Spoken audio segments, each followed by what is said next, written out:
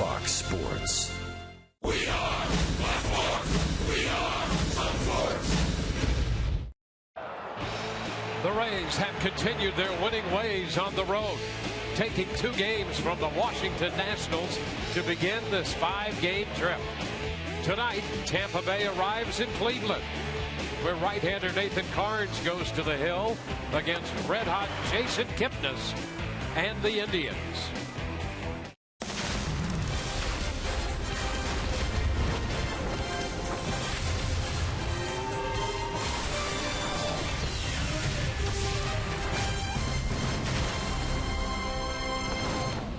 With a good start to this road trip in Washington, D.C., the Rays now move north into Cleveland. We greet you from Progressive Field for the first of a 3-game series between the Rays and the Cleveland Indians. Hi again, everyone. Welcome to an evening of Rays baseball with Brian Anderson, Dwayne Stats. Well, the Rays continue to run first in the American League East, a game up on New York. This Cleveland ball club, they have had an uneven season to this point, but at the top of their order is Mr. Consistency, Jason Kipnis. Yeah, and you don't want this guy to get off this series because he has been absolutely on fire. The team's leading hitter, but since May the 1st, he has dialed it up a notch. As you can see right there, a .394 average, leads Major League Baseball. Also, 4 of his 5 home runs have come in this span, and what you're going to see when you look at this video is a guy willing to use the whole field with excellent pitch recognition. You know, he's been working on keeping his bat in the strike zone longer, and it certainly looks like that is paying off for him. On the flip side, for the Rays, you have Nathan Carnes, and the one thing we know about him, he does not mind sleeping in hotel rooms, because look at the numbers on the road. You need to get him more road starts. Of his 13 starts, just 4 have come on the road, but he has been outstanding. Perfect record, ERA 2.38, given up just 11 hits in 22 and 2/3 innings. For Nathan Carnes, it's all about the fastball, the curveball, the changeup, get him to the right spots. And as the Rays come in here against this Cleveland ball club, it's a homecoming of sorts for Kevin Cash, who was on this coaching staff for Terry Francona for 2 years. And Todd Callis tells us all about that when we return.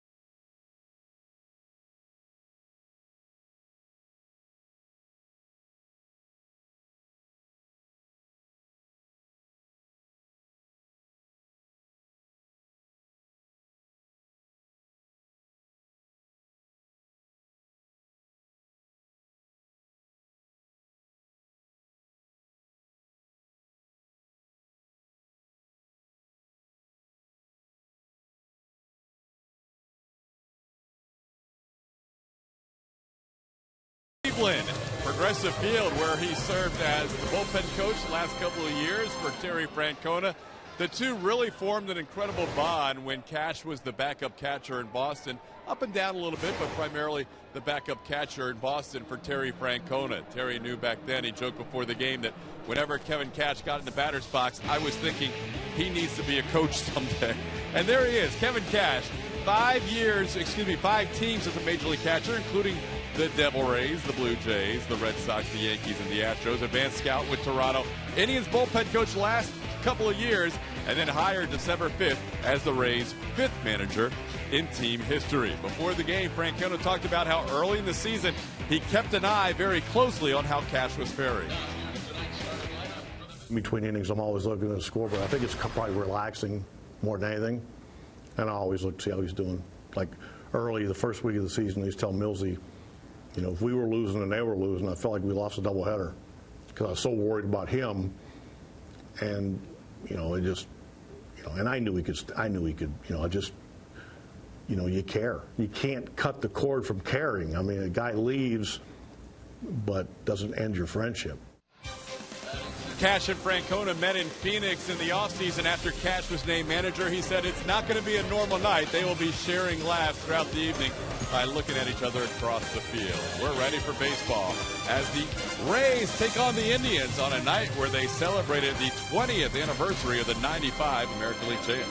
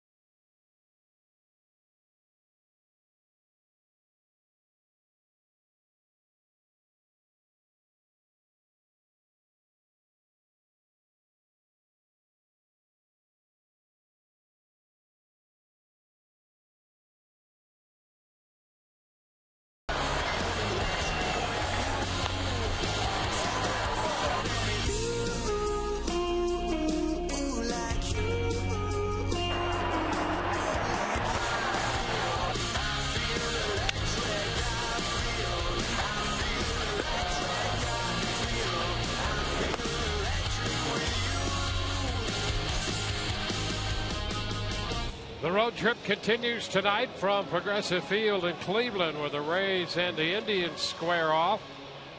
It's been an interesting battle between these two franchises the last few years. If you go back to about the middle of 2007 and start to carry the series forward, they're even 27 and 27. There was a time when the Rays had a very difficult time playing here. And Kevin Cash returns after spending 2 years on the coaching staff for Terry Francona, now as the manager of the Tampa Bay Rays. And Terry Francona, 15 years as a major league manager, spread among the Phillies, Red Sox, and Indians. Brought a winning season to this club here last year. They were in the wild card hunt until game number 159 last year under Terry Francona. Take a look at the starting lineup presented by your Southern Ford dealers. Kevin Kiermaier's going to lead it off in center, followed by Joey Butler, the DH tonight, and then Evan Longoria. David DeJesus, Logan Forsythe, and Steven Souza Jr. down the middle. As Jubal Cabrera returns to Cleveland, starting at short for the Rays. Jake Elmore is at first, hitting 8th, and Rene Rivera bats 9th and does the catching. Well, taking the mound tonight for the Cleveland Indians is right-hander Carlos Carrasco, making his 14th start of the season. Newsworthy, a complete game. You don't see many of those this day and age, but he has one of those, an 8-5 record, a decision in each one of his starts. And it's going to be interesting to watch him tonight because he is one of those starting pitchers. They're few and far between that pitch exclusively out of the stretch in order to maintain a consistent delivery. Let's take a quick look at the Indians defense. It's going to line up behind Carrasco, brought to you by BMW. In the outfield left to right, we have Michael Brantley, Michael Bourne, and Brandon Moss. Across the infield third to first, we have Giovanni Urshela, Francisco Lindor, Jason Kipnis, and Carlos Santana, with Roberto Perez behind the plate. Well, Kevin Kiermaier set to step into the batter's box to start this one against Carrasco. 28-year-old right-hander. Kiermaier starts the night hitting .252. And a ground ball headed up the middle, backhanded by Kipnis, and the throw to first in time, and a nifty play by Jason Kipnis at second base. Well, not only swinging the bat very, very well for this Indians ball club, but he takes a base hit, maybe a double away from Kevin Kiermaier, the way that he gets out of the box. A couple of steps and a dive, and you got to hustle with the throw. And here's Joey Butler. Returned to the lineup in left field last night down in Washington and hit his 5th home run of the year. .331 overall for Butler.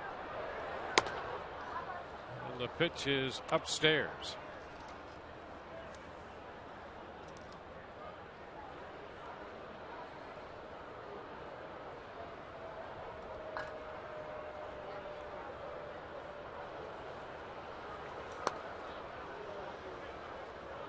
Now 1-1. Well, Carrasco does have good stuff. That fastball, as you saw right there, get up in that mid-90s, 96 on that one. A good slider, primarily fastball slider against the righties. We'll mix in the changeup a little bit more frequently against the lefties, and also an infrequent curveball.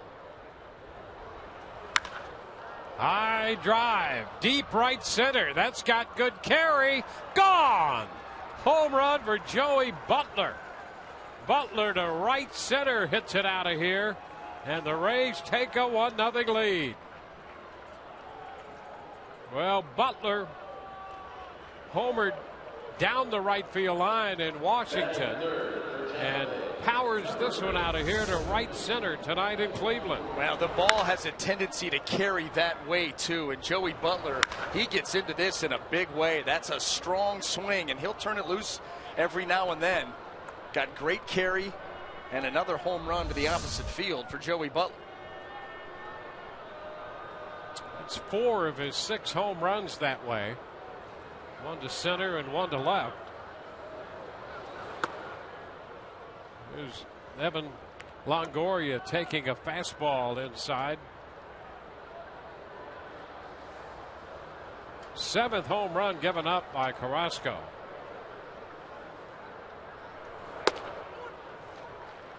It's in there, 1-1. Well, Carrasco just 18 walks in 74 and a third innings now. A lot of hitters going after that first pitch because he does like to pump the strike zone. So that's what you'll see. These Rays hitters aggressive once again. Fly ball, right center. Bourne to his left is there, a couple steps from the track to make that catch. 2 gone.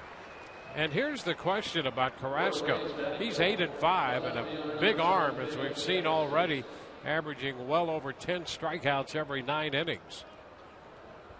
His ERA overall is 4.38, pitches much better on the road than he does here at home, where his earned run average is 5.28. Dwayne, that's in keeping with this entire Cleveland Indians starting rotation. Their rotation ERA here at Progressive Field is 5.44 as opposed to 3.53 on the road. That seems to be across the board with this ball club. And you don't understand why. It shouldn't be that big of a difference. Not when you're featuring the stuff that he is, like you mentioned. He's got great stuff, and early in the year, you know, it's cold here. Not a good place to hit. Oh, not at all. 1-1, 68 degrees here tonight. Comfortably warm by Cleveland standards. Easy. It is comfortable. No, this is perfect baseball weather for the pitcher and the hitter. Not overly hot. It's not cold. It's just that temperature that you just don't feel anything. Just go play. It's out of play. David DeJesus. 1-2 the count to the Rays left fielder.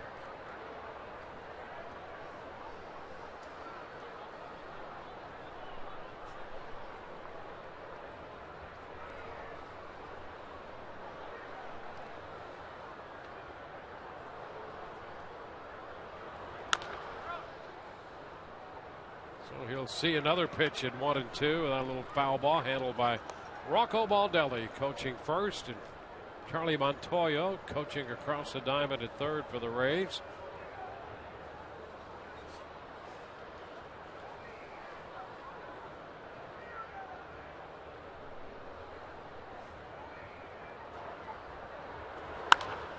High fly ball down the right side. That's going to be foul.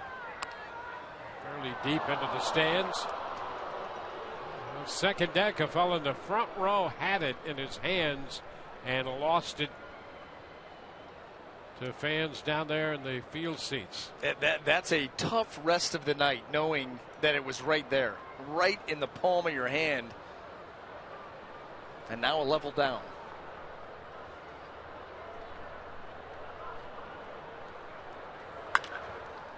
And a foul ball the other way. And boy, this is what DeJesus can do to a pitcher. He'll get down in the count and spray foul balls all over the ballpark. And before you know it, you made 8 or 9 or 10 pitches to him. He makes you earn outs. You know, he'll jump out every now and then and be aggressive early and you know, fly out on the first, second pitch. But he gets into these prolonged at bats. He's a pest. And he's been doing this really all season for the Rays. Now it's 2-2. And he does it with a smile up there. He's very pleasant while he does all of that.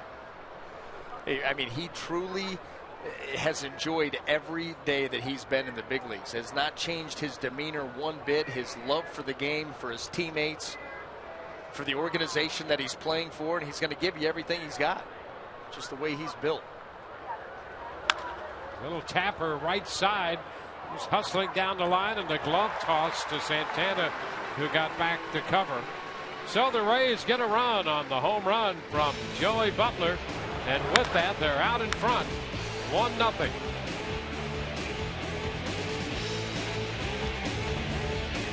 And we're off.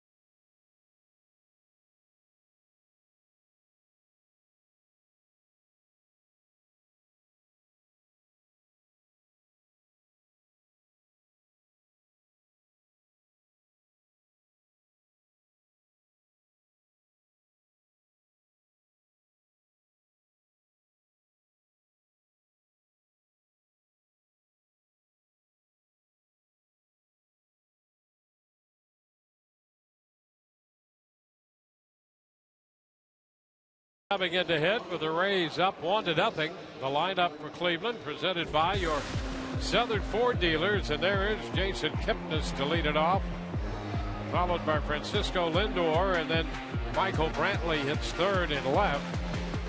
Santana's the first baseman, followed by David Murphy, the DH. Brandon Moss in right field hits sixth. Giovanni Urshela is in third base. Michael Bourne in center, and Roberto Perez will catch and bat ninth. Well, they'll be going up against right-hander Nathan Karns, and for Nathan, it's just keep it rolling. And number one, his last start against the Chicago White Sox threw the ball very well, 1 earned run in 6 innings of work, and we talked about his road numbers already. Outstanding. This pitch is a ball. A fastball misses to Kipnis. Kipnis with a 13-game hitting streak, and he loves this ballpark. Well, in the open, we highlighted him since May the 1st, where he's leading Major League Baseball with a .394 average. But since May the 1st at home, what you were talking about, .482 on a 22-game home hitting streak. Yeah, .482 is what we're talking about there. 2-1. That's 7 solid weeks of raking at Progressive Field. He's suddenly Rod Carew. This one up the other way, and that's a fair ball down into the corner. DeJesus plays the carom, and the throw will come back toward third. And just right off the bat here, he extends the hitting streak. That's his 20th double of the year. And that's a big reason why. Same thing that we talk about with Joey Butler. Stay consistent with the approach, and a lot of times that means you're using the whole field, and I mean the whole field. He goes the other way right on the chalk, and the Indians off and running here in the bottom of the first. Here's Lindor, the young shortstop, a switch hitter.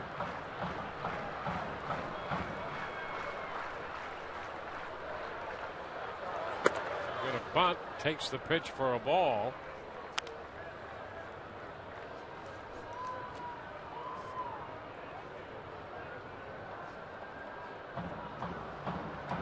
Lindor 4 for 15 since his recall from the minor leagues.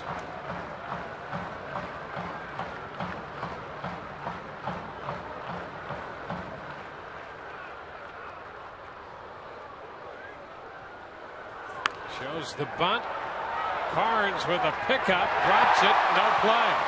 First and third, nobody out. It was going to be an interesting attempt anyway by Karns. Yeah, Lindor can get down the line. He can, and he's hitting, bunting from the left side, and Nathan Karns is going to try to wheel from the inside. See, you right there was a little glance there by Nathan Karns. I think he was expecting Evan Longoria to make this play. Watch Nathan look for Evan right there. And that costs him time. It makes for an awkward turn, and he's never able to come up with that baseball. Well, you get so used to those plays that Evan Longoria makes over there at third base, charging with the glove or with the bare hand, that you assume and expect it, and that time it didn't happen, and it cost the Rays. Well, the focus of our open tonight was on Kipnis, but here's a guy, Michael Brantley, who is about as consistent as you can get, and he's up here with mid on the corners and nobody out. Takes the pitch for a strike. Kipnis third in the league in hitting, and Brantley one of 2 Cleveland Indians in the top 10. He is 8th now in the league in hitting. Batting .306 and .339 with mid in scoring position.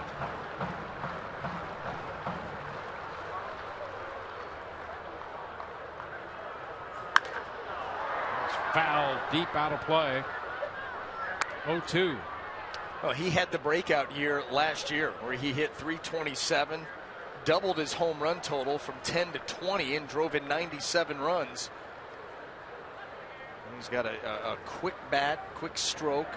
That's what allows him, he sees the ball for a long time, and when you're able to do that, you can trust your hands to get there quickly. It gives you a better chance.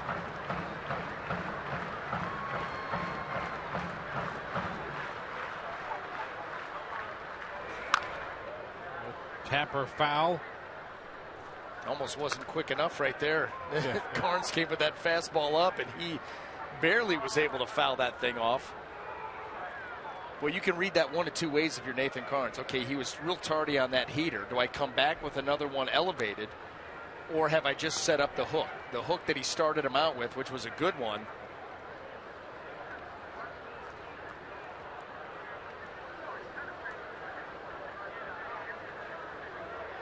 Well, a 2-strike count on Brantley. I love what they're going to do right here. Heater in. And a line drive down to first, caught by Elmore. And Lindor back to first. No chance to double him up. Well, Brantley recognized that pitch rather quickly, and boy, oh boy, did he turn on it and rip this thing. Look at Elmore just coming off the bag. You don't have time to even think about it. You come off the bag and you protect yourself. Always got to be ready. So that's the first out. Now it's Carlos Santana. Yankees are home tonight against Detroit, and Alex Rodriguez has homered in the bottom of the first for his 3,000th career hit.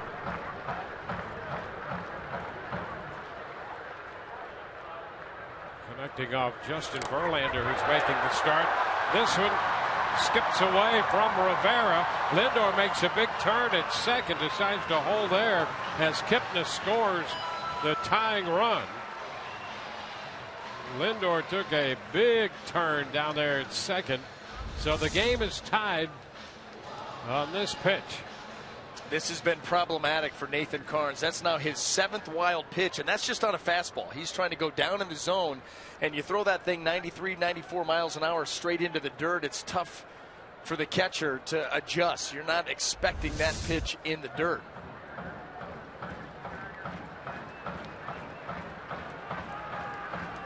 One ball game. The curveball misses. 2-0.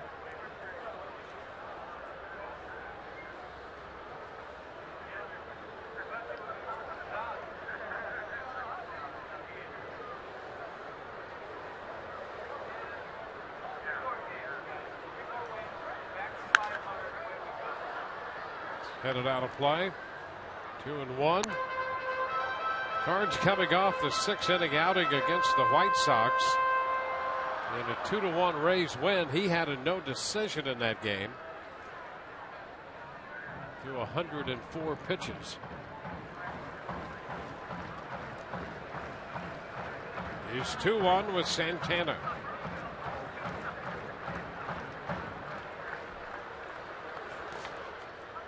Now he's behind 3 balls and a strike. Carlos Santana, one of the most selective hitters in Major League Baseball, will take a ton of walks, really forces you out over the plate. Knows his strike zone, and he knows it well. He's hitting just .216, but he leads the league in walks with 49. And that's what's interesting, because usually when you have that much command of a strike zone, you're hitting a lot better than .216 because you're swinging to nothing but strikes. He lines it into center. Kiermaier's there to make the catch on it. Lindor will hang on at second base. Well, now that we can come up for some air, let's go ahead and set that Rays defense for you. Brought to you by BMW. In the outfield left to right tonight, we have David DeJesus, Kevin Kiermaier, and Steven Souza Jr. Across the infield, third to first, Evan Longoria, Asdrubal Cabrera, Logan Forsythe, and Jake Elmore with Rene Rivera behind the plate.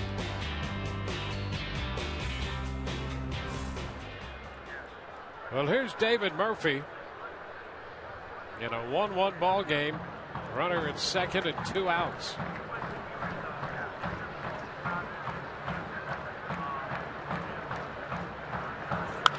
There's a line drive, and it's a foul ball. Well, Elmore made a reach for it, but it was past him and hooked foul. Fortunately for the Rays, it's just a strike.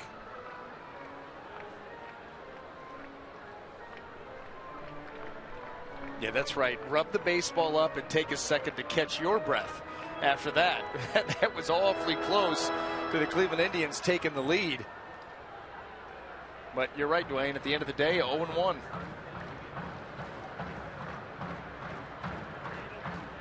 Oh, 1 count on Murphy.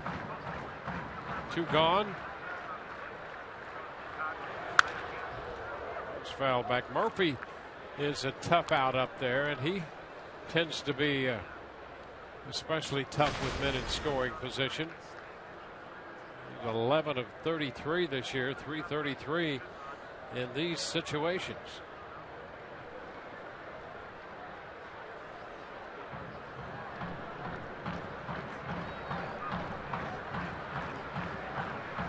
Nathan Carnes trying to settle in here, touch for a run.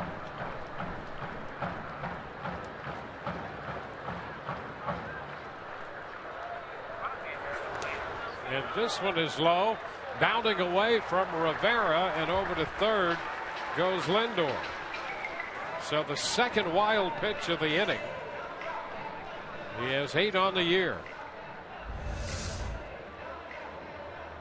Now the first one cost him a run. This one, Rene Rivera over sliding in front of it, and that ball just, it bounced the other way. Those breaking balls that start down and into a left-handed hitter are going to bounce the other way. That one deflects off of Rivera, gets away from him.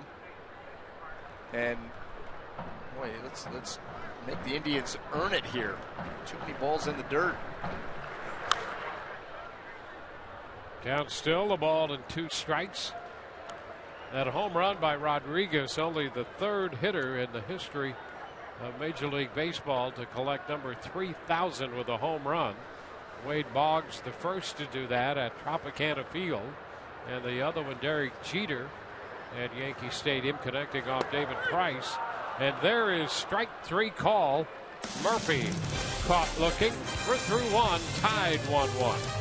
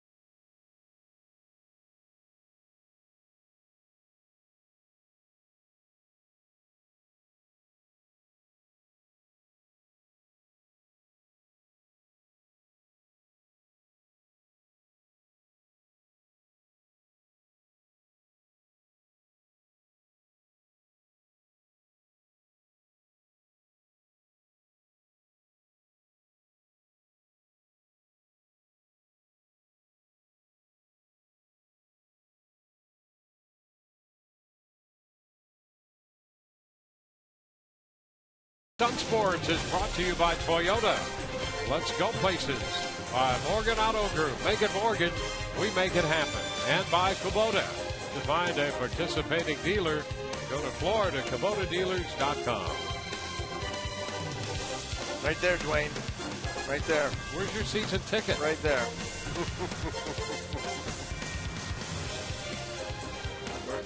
Beautiful view of downtown Cleveland here. That's where Ryan Anderson hangs out during the winter. During the winter. Brilliant. 1 strike the count on Logan Forsythe. I hope right there in the upper deck. Right in the upper deck. I hope those kids know how much I love them. I'm sure they do.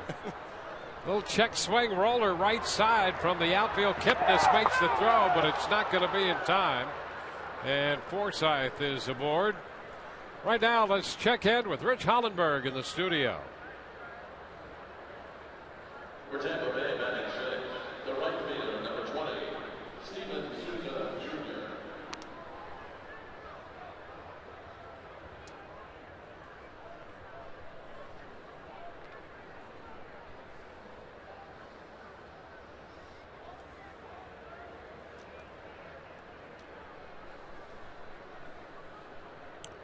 Well, there you have it. All the excitement in New York. Here Logan Forsythe is at first. Steven Souza Jr. in the batter's box. And the pitch is a strike.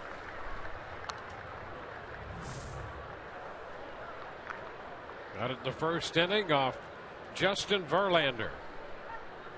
And as Rich pointed out, the 29th player in Major League history to collect 3,000 hits.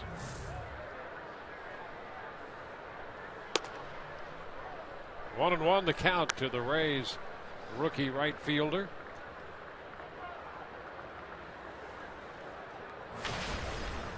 Souza coming out of the 2-game set over in Washington with a home run, 13 home runs.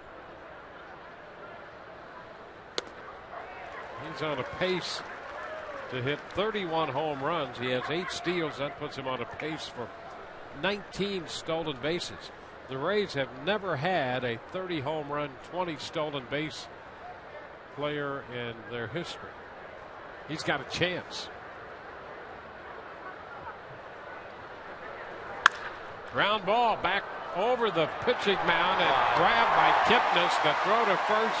They get the double play, and boy, that was nicely done.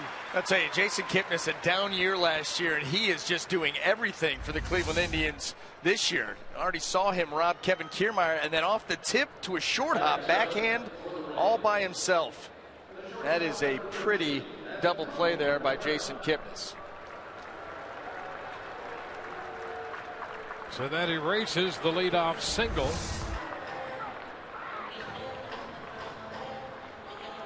And here is Asdrubal Cabrera. He spent 7+ years with Cleveland.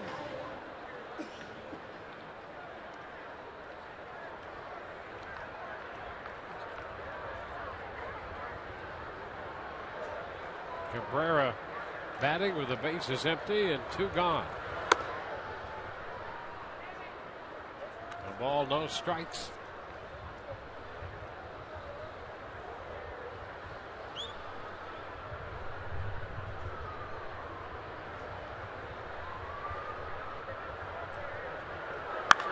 There's a shot to right field. That's got carry, and that's out of here. Cabrera in his first at bat back here in Cleveland hits it out. And the Rays take a 2-1 lead. Line drive home run.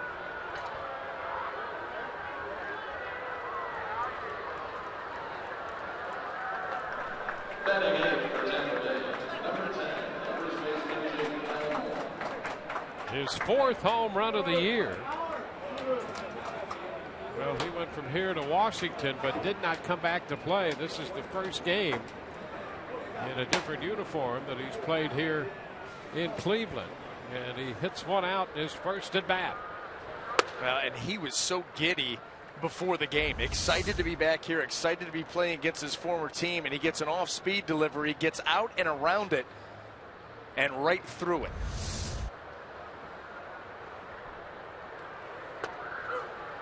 It's a strike to Elmore. So Carrasco, who'd given up 6 home runs in 74 innings coming into this game, has given up 2 in the first 2 innings tonight.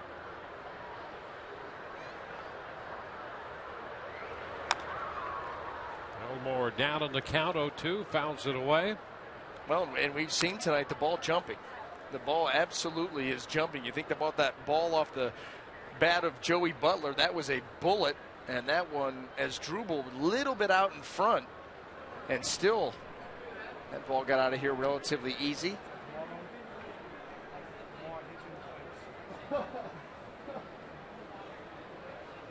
Now the Rays know that Carrasco is going to be around the plate, so you got to be ready to swing the bat. You do that enough, and good things are bound to happen. At least that's what you're believing. Well, and that home run, nice to pick that up after the double play. Leadoff single, a good play by Kipnis to get 2.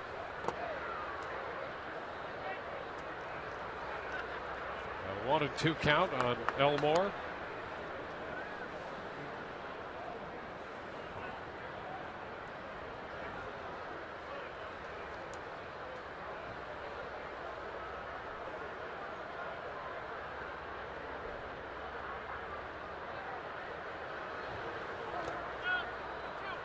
It's 2 balls, 2 strikes.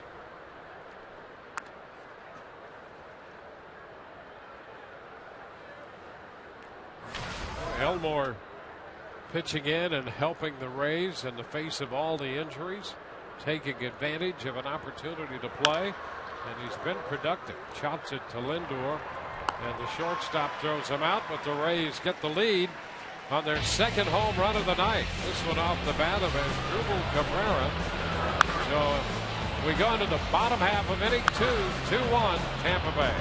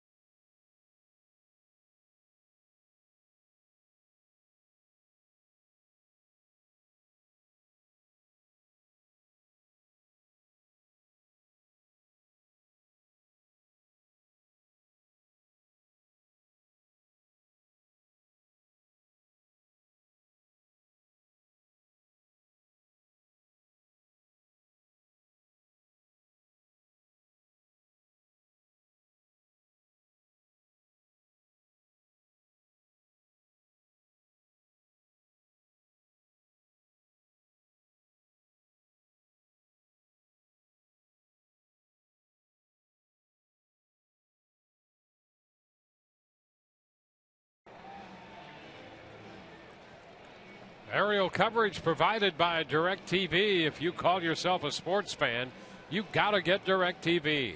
Call 1-800-DirecTV. Did you wish our flight last night was that smooth? Wow, was that fun or what? Knuckleball Express. Yes, it was. Not cool. Not Ran cool into at all. A little weather between Washington and Cleveland, and we really did ride it out. I mean, 22 years in this game of taking those flights all summer long, and that's in my top 3 or 4. Yeah. Bouncing around, dropping just for fun, and then accelerating through. Felt like I was at World of Fun. 1-1 the count to Brandon Moss. He's in right field. Moss in double figures with 11 home runs. So the count is 2-1.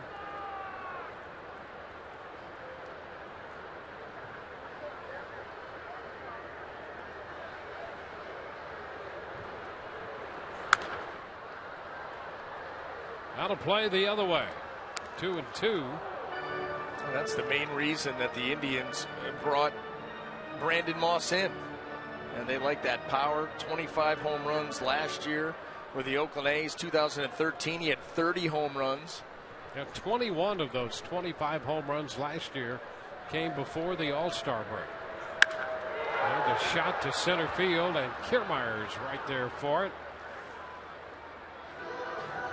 So one gone in the Second inning in tonight's game. We again participate in the home run challenge. Every Rays home run raises $12,500 for prostate cancer research. You can make a pledge by going online to homerunchallenge.org. Rays already with a couple home runs tonight.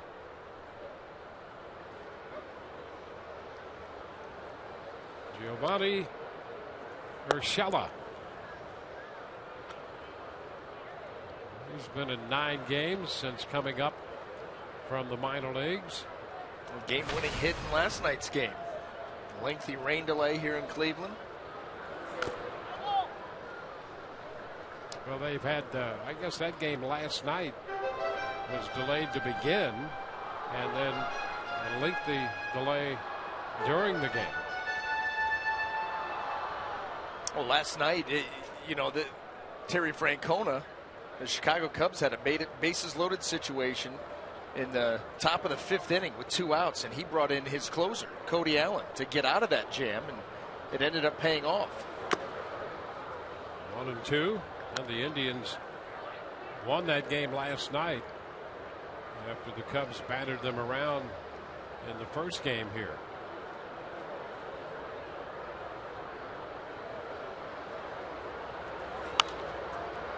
Foul ball back. Indians learned, as the Rays did, one of those lopsided scores, just one game. The Rays came out of that series with Washington with a win in that home and home. And they lead the East by a game over New York, 2 up on Toronto. Baltimore 3 back. There's a cut and a miss. That's out number 2. And his second strikeout. We'll take a look at our Toyota trend. Nathan Carnes, 27-year-old right-hander, 13 starts this year. And you can see the difference. A little shaky in the first 4 at a 5.32 clip. But the last 9, a 288 earned run average. Yeah, some numbers in the first 4 a little bit skewed. His consistency of performance has been really outstanding for the Rays. I mean, he's gone 2 earned or fewer in 9 of his 13 starts. His ERA in the wins and the Rays losses is close to the same. I mean, you can just about bank on what Nathan Carnes is going to give you on a start-to-start basis. Not always going to work out that way, but you like to have an idea. You like behind Michael Bourne, 2-0, and right back to the mound. That's out number 3. 3 up, 3 down. We'll go to the 3rd. 2-1 Rays.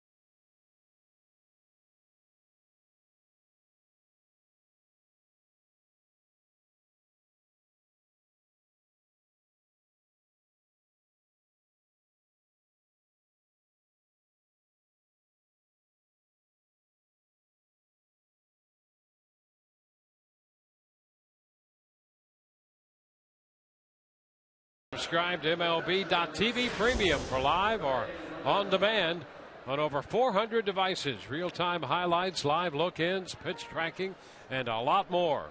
Blackout and other restrictions apply. Visit MLB.TV for details.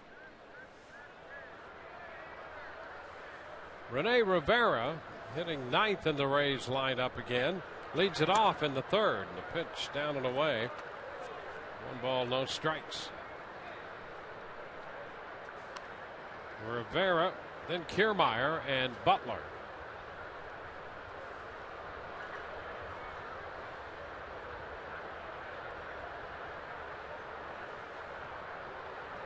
He's facing Carlos Carrasco.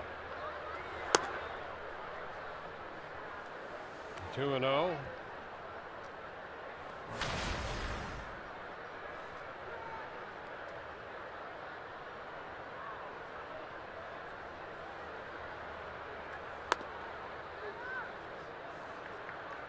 Ball 3. Adjustment not made. 3 straight fastballs have been yanked out of the zone by Carlos Carrasco, just holding on to that pitch a little bit too long. And boy, this would be a boon for the Rays. Leadoff walk to the 9-hole. There you go. A strike, 3-1. Rene Rivera's like, no, go ahead and give me that strike. Give me the 3-1 so I can turn one loose here. And that's exactly what he'll do. That pitch out over the plate. And a shot down to third, in and out of the glove of Urshela, and picked up by Lindor. Well, Urshela got his glove on it, couldn't hold it, and Rivera's aboard. Boy, that ball was well struck. 3-1. Rene Rivera lying in wait for the fastball, and Urshela, boy, he had a beat on it, and that ball rattles around, comes free, and a leadoff base runner. Rivera gets a hit. There have been some well-struck baseballs today. That was 102.6 off the bat of Rivera. 1-0 the count on Kevin Kiermaier. Kevin retired on a good play by Kipnis at second base to start this game.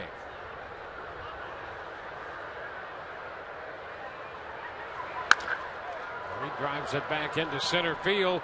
Bourne still on the run, and at the track makes the catch. Rivera was around second. He's trying to get back to first and arrives ahead of the relay throw. He was well around second base and had to hightail that to get back as Bourne covered some ground to haul in the drive off the bat of Kiermaier. I love the aggressiveness by Rene Rivera. You know, he's selling out, thinking Michael Bourne is not going to get there, about as far as he could go and get back safely. But it was aggressive. He had to go back, retouch second base, and then it's a race. And he gets in ahead of the throw. But that ball goes over Bourne's head and hits the low part of the wall. Guess what? Rene Rivera has scored. More than likely. Well, here's Joey Butler, who put the Rays out in front with a home run in the first. And he had a big cut at that one, thinking about maybe parking one to left that time. Well, he's getting tired. Up the middle the other way. Every now and then, you know, we see him with the big swing. And you're right, that one he looked maybe spread the wealth around the outfield.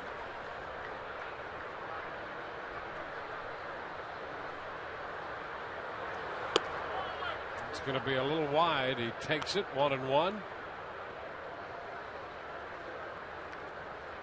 Rays come into the game tonight 38-30 on the year. They've gone 12-5 in the month of June.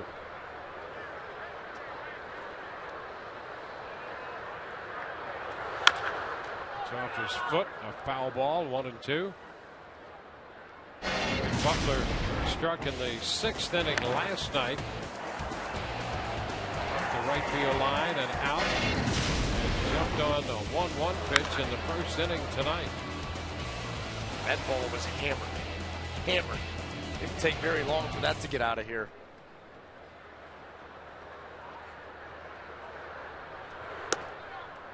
Two and two. Well, I just love Joey Butler. All business. I'm not up there to primp and preen and walk around, up there to hit. I'm going to stand in the batter's box until my at-bat is done. And guess what? It's working. Some of his numbers. I mean, he's been up since the beginning of May. He has 4 walks. 4. Yeah, that's pretty amazing. That's along the line of Adam Jones. Chopped down to third. Kipnis at second for 1. Over to first. Santana digs it out. 5-4-3. Bottom of the third coming. It's 2-1 Tampa Bay.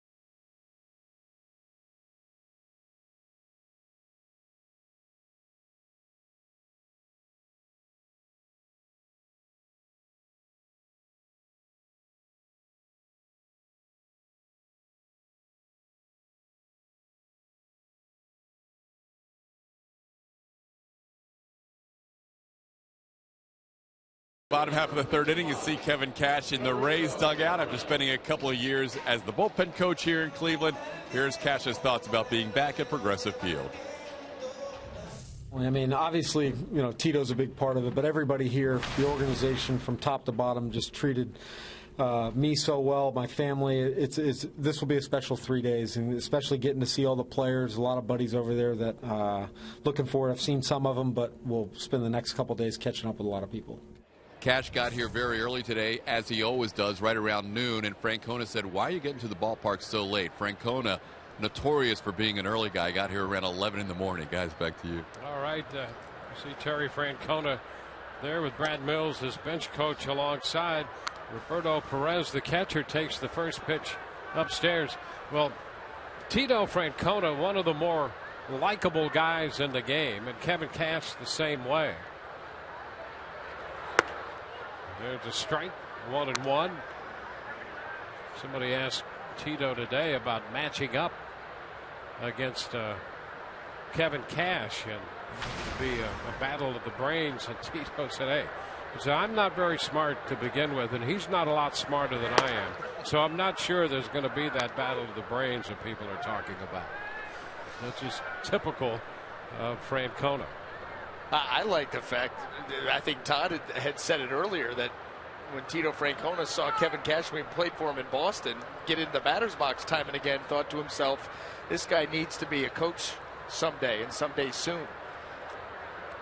Good humor all around. I'll tell you what, if you have thin skin, you will not make it in this game. Too many hours. There's a tap toward third, charged by Longoria. Has the catcher running and time to make the play. Perez is out, third to first. Well, Kevin Cash, as you know, spent all of those years up and down with those 5 different teams in the big leagues, time in the minor leagues, and then an advanced scout with the Blue Jays for a year, and then 2 years the bullpen coach here with the Indians. And then the Rays hired him the first week of last December as the manager.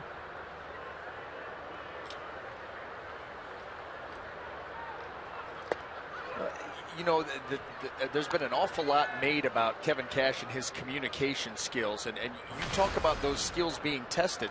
You know, he's one of the few managers that didn't get the opportunity to pick his coaching staff. That coaching staff was in place, and he's the new guy coming in. Got 2 new coaches, but they were from within the Rays organization. So he's starting with a whole bunch of people that, you know, not overly familiar with, and it has worked as well as you could have imagined. Yeah, I think that's a great point. I think it's one that's largely overlooked. Traditionally, for example, Terry Francona here has Brad Mills as his bench coach. They go back a long way. Well, that's not the case here, although the Rays had the good fortune of having Tom Foley here to begin with. Line drive and another hit for Kipnis, who is 2 for 2, this time a single into center field. Fortunate for the Rays that I think Kevin Cash, first-year manager, has a guy like Foley. There's Brad Mills, who's been right alongside Tito, with the exception of when Mills managed in Houston. And Tom Foley, who knows this organization better than Tom Foley? He's been here from the beginning. And for a new manager to come in, he's gold right there as a bench coach. Francisco Lindor bunted his way on the first time, and there's a strike.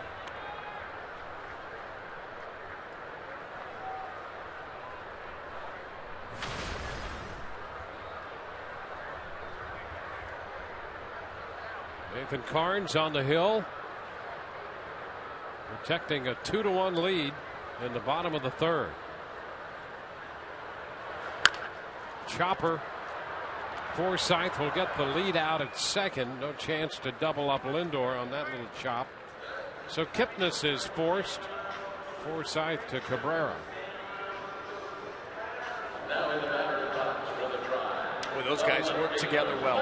Forsythe and Cabrera, the middle infield. You know, there was a time a couple of weeks ago where Forsythe, after James Loney went down with the injury, got some time over at first base, and I think Kevin Cash and Tom Foley and the rest of that crew realized quickly. Yeah, yeah, that was it. Get Forsythe. Get him back to second. That's right. They work too well together, and Logan Forsythe has really shown himself to be a tremendous second baseman. Well, we talked about that at the time. You know, losing Maloney is a major defensive loss at first, and so now you're trying to make some adjustments, but you wind up, you know, that at least you thought, and as good a job as we've seen Elmore do at first, there's still a drop-off because Loney's so exceptional. But why weaken your right side of the infield maybe at 2 places? You got a really good second baseman playing first, playing out of position. And I think the Rays recognize that right away. They said, well, let's leave this combination. And I'll tell you, Forsythe and Cabrera. You know, Cabrera left here, went to Washington, played second over there, the thinking that he'd lost some range. And frankly, that was the thinking, I think, in camp with the Rays. But Cabrera has been outstanding at short. He's made all those great plays, and he's teamed up with Forsythe. And as he plays there every day, he just gets better and better. Well, and they've developed that nonverbal. They know each other's tendencies. They know where each of them wants the feeds on double plays. They know where they're going to be on where balls are hit, how hard they're hit. And that stuff is invaluable because these plays, these double plays, these force outs, they are a lot of times bang, bang, and you don't have a whole lot of margin for error. Now, that's so important. You know, the Rays build a large part of their success on maneuverability, flexibility of players to play in different combinations and different positions. But that second base, for the reasons you mentioned, that second base combination, I think so important to make it as consistent as it can be with the 2 guys there. Yep. It can be done otherwise, but I think the optimal situation is to have the same 2 guys. Into right center, Souza closes. Brantley is out number 3, and we go to the 4th inning with the Rays leading 2-1.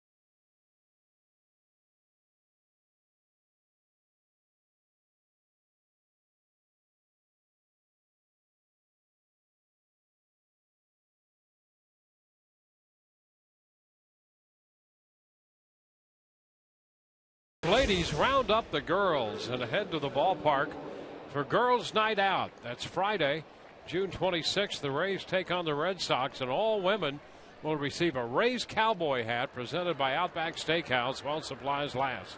Girls Night Out gets even better as the night goes on with drink specials and fun entertainment. For tickets, call 888-FAN-RAYS or visit RaysBaseball.com. Evan Longoria looks at the first pitch for a strike. A slider in there from Carlos Carrasco.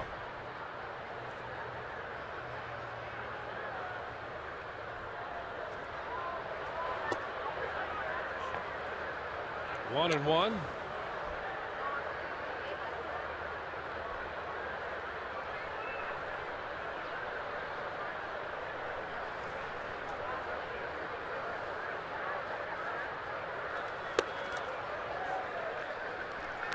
Ball, 2 strikes.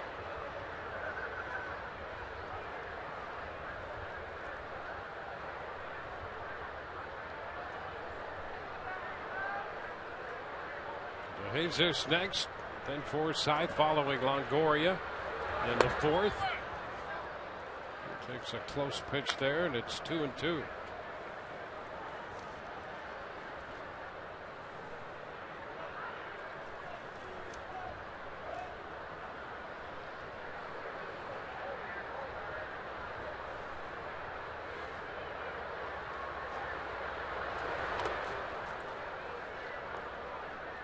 Full count.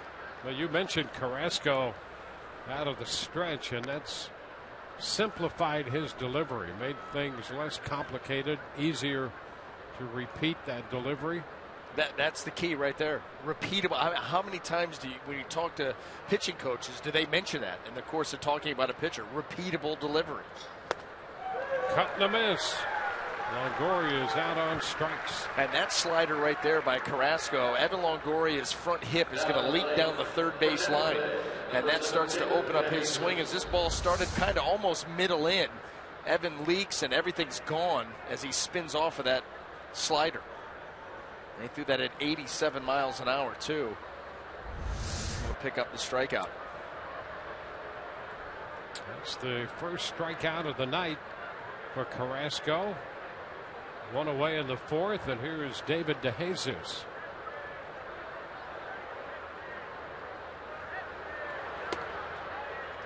That's not quite a front door slider, but sliders, when a hitter recognizes a slider as a put away pitch, they're thinking that pitch starting middle of the plate, middle away, and breaking to the corner or off, where that one started in and broke middle. And so you see that ball coming in, and everything in your instincts tell you get it going and get the hands through. And with a guy like Carrasco, you think about Archer's slider. You don't have a whole lot of time to make your mind up. It's on you quick.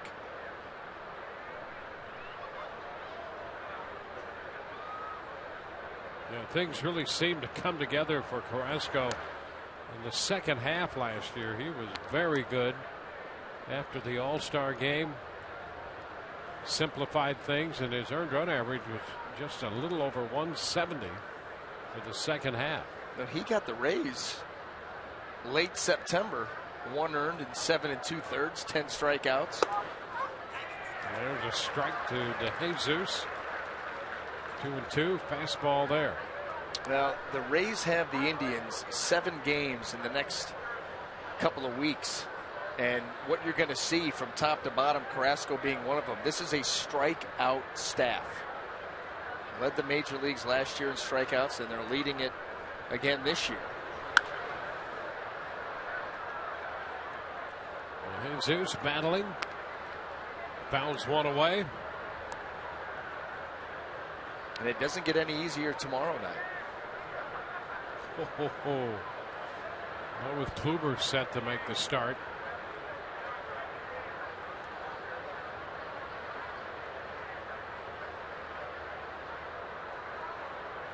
Doesn't get any easier for the Indians either. Well, that's absolutely true. Here's the pitch now to DeJesus, and he is out on strikes. Back-to-back strikeouts.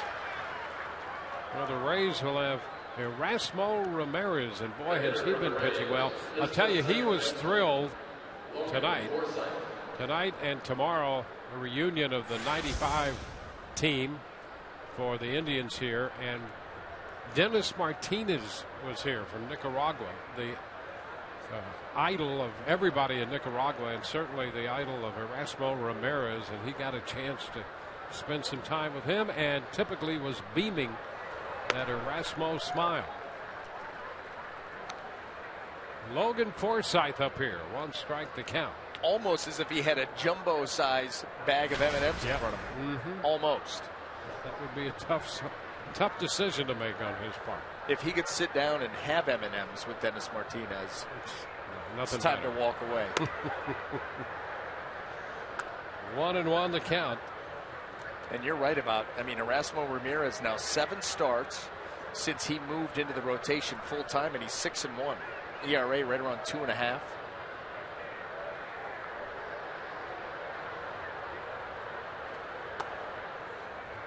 The pitch in, 2-1. Nothing really seems to phase this Rays team, no matter how high the mountain may look to climb, how deep the valley that they're in. They remain upbeat, and guys continue to come through and perform. Now the count, 2-2. They've been remarkable that way. And people ask us as we go around the country and on these road trips about what is the secret to the success the Rays have put together this year.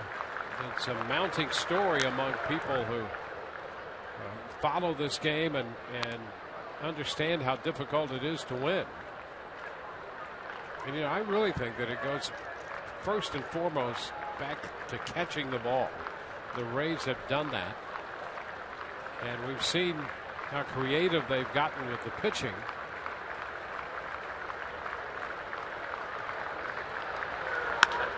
Line drive, base hit into left field for Logan Forsythe, and he is 2 for 2. And a nice job right there.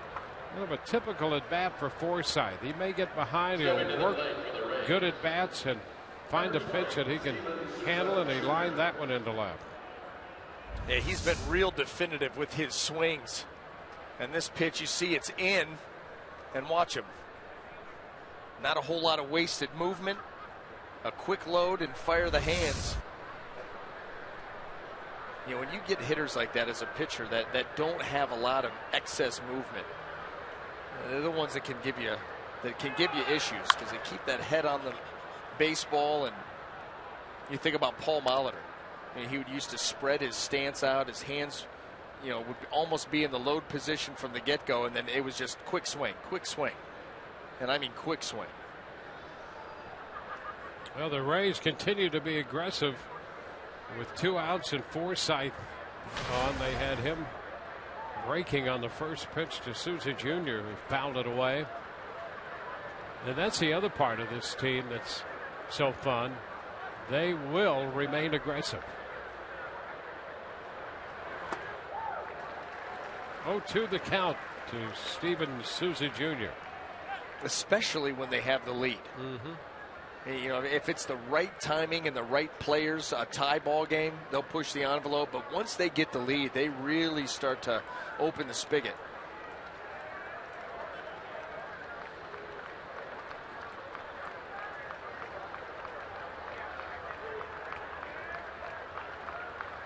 And a pitch out. Rays don't run on pitch outs. It's team rule.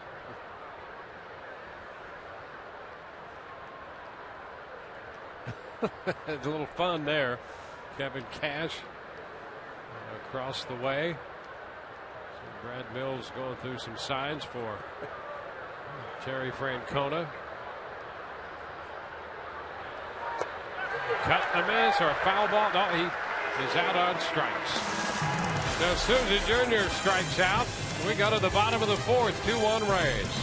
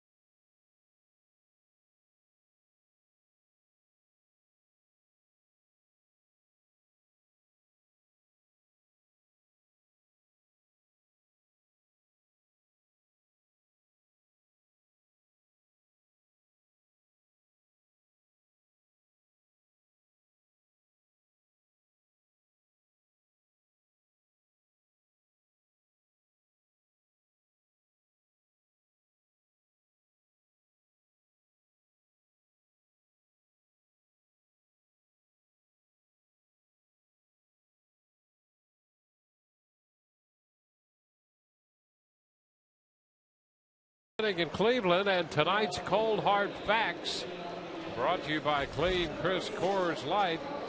Well, the Rays are playing now .500 at home. The Indians have a winning percentage of .406 at home. Slightly better than Oakland. Oakland 12-19, and Cleveland 13-19, and that has been a major question mark around here. But that goes right back to the pitching that we cited earlier. Their pitching has struggled at home versus on the road. Almost 2 full runs higher from the starters, and they're obviously the guys that are out there setting the tone. They've actually scored more runs per game at home, but the pitching staff has put them in early holes, and that's what's led to that record. And when you're talking a margin of 2 runs a game, in that way, you look at the fact that they're 13-19, you go, they're probably fortunate. Yeah. I mean, that's a major difference, home and away. 1 strike to count to Carlos Santana.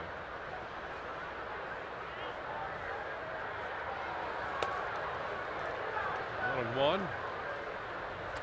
Rays have 27-year-old right-hander Nathan Carnes on the mound.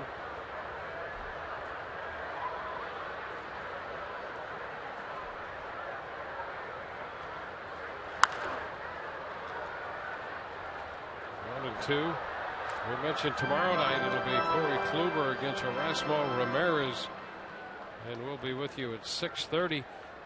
Trevor Bauer was slated to pitch, and it appears they're going to push him back for the Indians in the Sunday afternoon game. Alex Colomé is going to pitch that game for the Rays. Way up and away and off the mitt of Rivera. It's 2-2, and the word is that the Indians are going to summon Cody Anderson, who's pitching at Columbus. Nowadays, you go through the Indians farm system. Anderson started the year pitching for the Rubber Ducks, and then went to the Clippers, the Akron Rubber Ducks and the Columbus Clippers. Rubber Duck, I mean, you've got the Firestone down there, big tire producing area. Rubber plant, there's a Rubber Duck logo. Yep. Tap to the right side. Carnes covers. Santana's out number 1. I will tell you that you go out through the minor leagues, especially, I mean, AAA, pretty standard. You get some cool names here and there. Yep. But you start getting down into the AA, single A, yep, minor league team nicknames, and there are some awesome logos, cool stuff. Yep.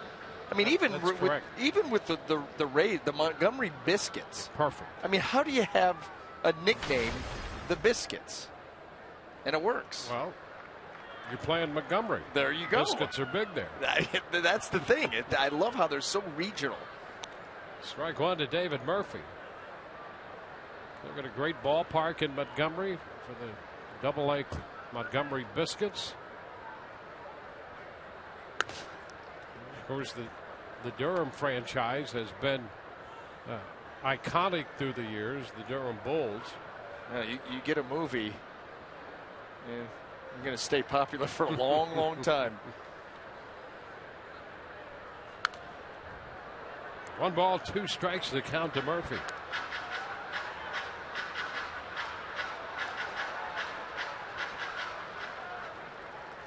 Isn't there the Lansing lug nuts? The lug nuts, yeah. The lug nuts. You gotta like that. Yeah. Mm-hmm. You're not quite sure if that's a baseball team or if it's a band. Long throw, and it one hops and skips past Elmore, but is backed up by Forsythe. That ball, I guess, went out of play because they're going to award Murphy second base. Must have rebounded.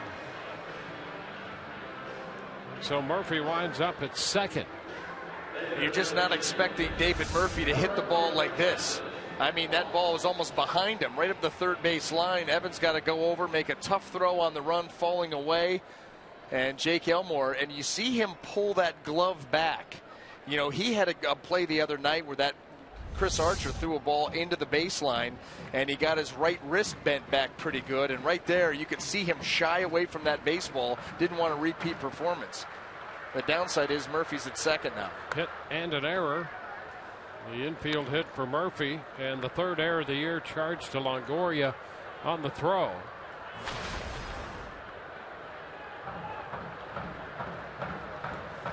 Want to know the count to Brandon Moss.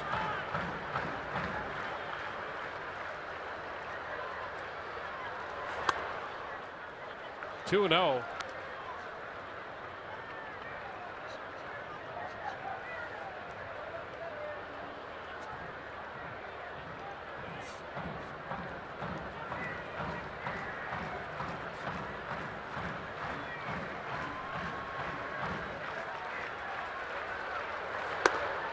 Upstairs for ball 3.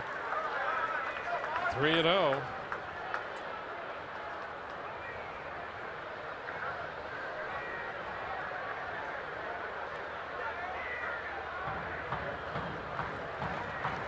Indians scored their run in the first. They left a man on in the third. 1 on, 1 out in the fourth. And ball 4, Moss draws a walk.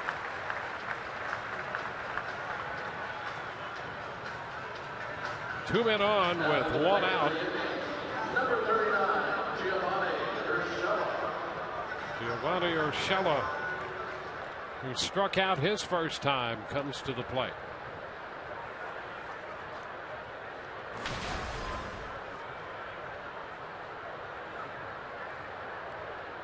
Urshela was hitting .275 at Columbus with 3 home runs and 9 runs batted in.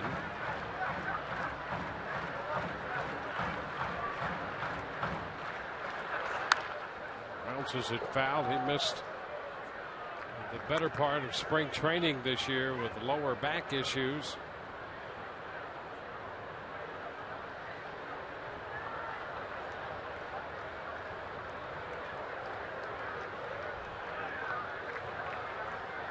He was in 21 games in Columbus.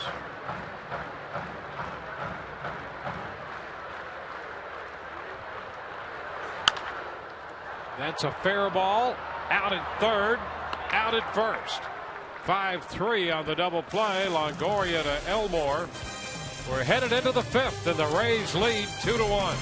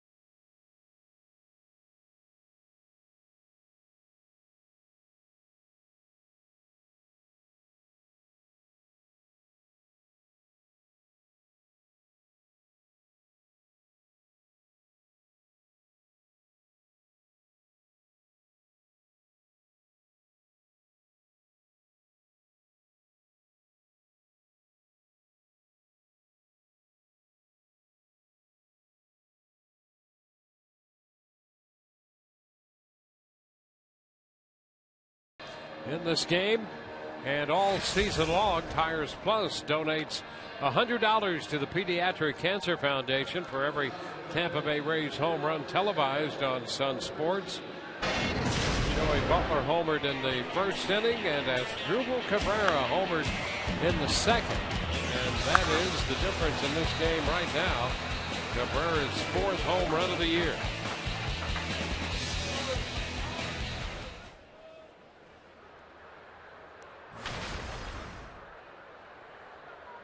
Cabrera to lead off the 5th. Elmore and Rivera to follow.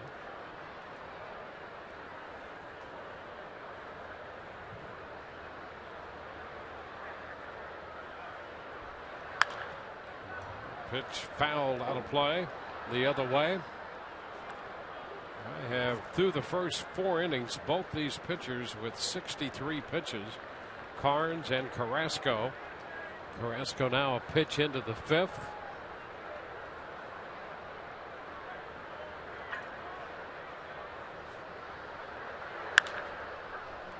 Fly ball toward the left field line for Brantley. That's the first out. Wait, we got a few more names, minor league teams, before we put this baby to bed. Yeah. And Todd came in with one of them, a team moving to Hartford. Yep. And had a fans name the team contest, and the winner was the Yard Goats, the Hartford Yard Goats. Perfect. I want to see them square off against Lehigh Valley Iron Pigs. That's the series I want to see. I mean, those names are great. The logos. What's a Yard Goat logo? And an Iron Pig. One strike to count on Elmore. Now a bunt attempt is foul. It sounds like something I might want to steal while riding an Iron Pig. And try to take someone's Yard Goat. Sure.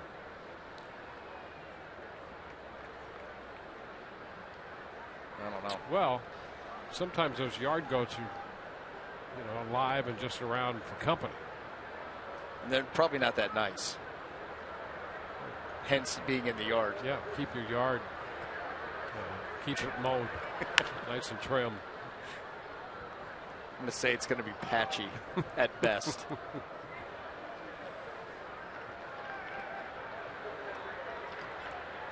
Goats are good sidekicks, though. Very loyal. Yeah, they serve a nice purpose. Very loyal. Keep other animals company. Horses like goats. You would know. So.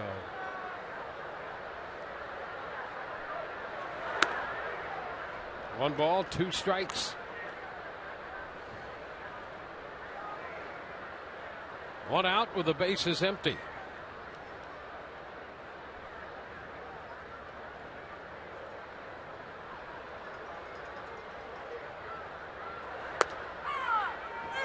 And that is a strike at the knees. 2 up, 2 down. Strikeout number 4 for Carrasco. Come out to Family Fun on Sunday, June 28th. Kids Bop. Kids play a post-game concert. And all kids 14 and under receive a Rays Retro 10 lunchbox while supplies last. For more information, visit raysbaseball.com/concerts.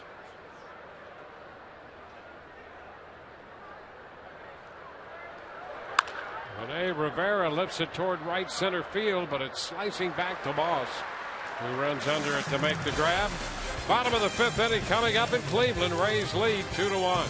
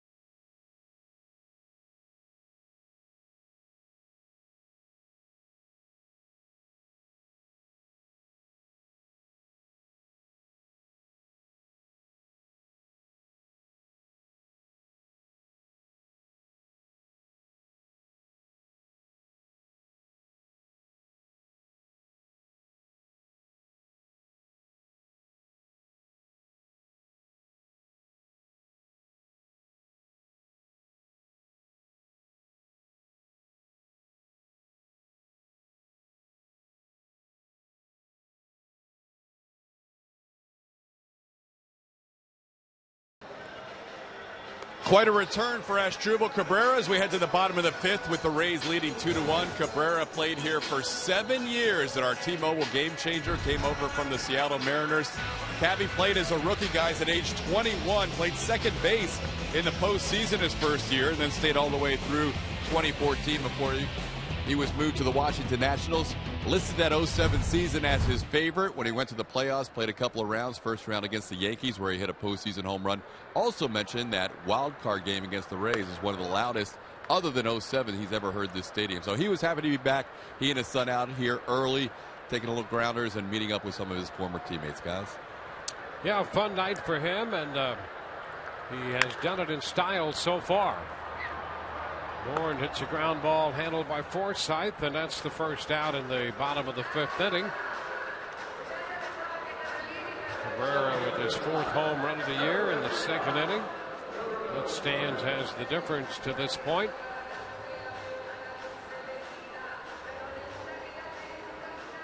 First of a three-game series here at Progressive Field in Cleveland. This ballpark opened in 1994.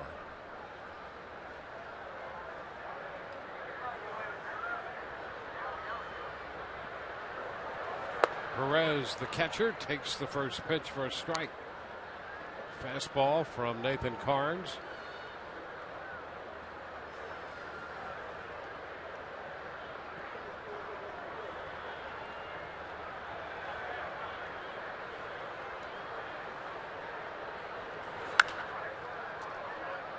Two.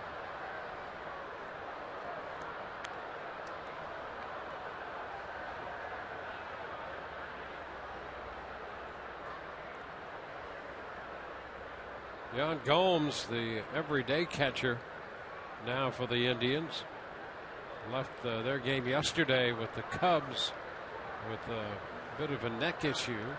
Perez replaced him and now is starting behind the plate in this game, the opening game of the series with the Rays.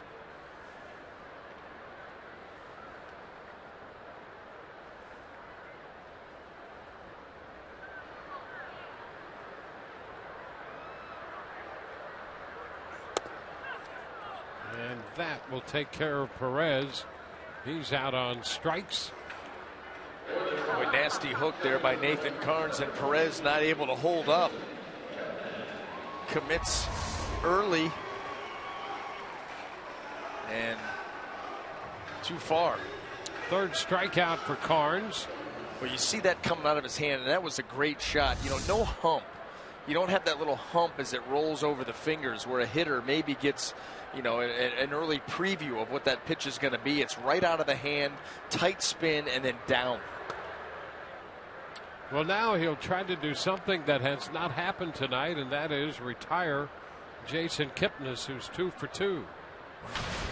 Boy, both hits the other way, and that has been the key to his success. You see the numbers. 1-1. Let's take another look at that breaking ball you were talking about. Boy, look at that. No hump whatsoever. Spinning it over that one finger, and he spins it so tight. You know, out of the hand, it's just so tough to recognize.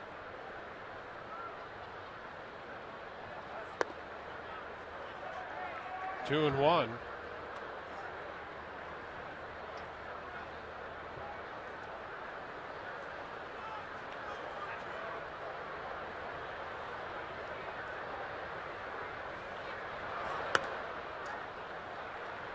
Three balls and a strike. Well, the Blue Jays have a 5-0 lead on Baltimore in Toronto. The game's in the middle of the fourth. Fly ball to left. DeJesus backs up and makes the catch. It's a 1-2-3 fifth. The sixth inning coming up. Top of the order for the Rays.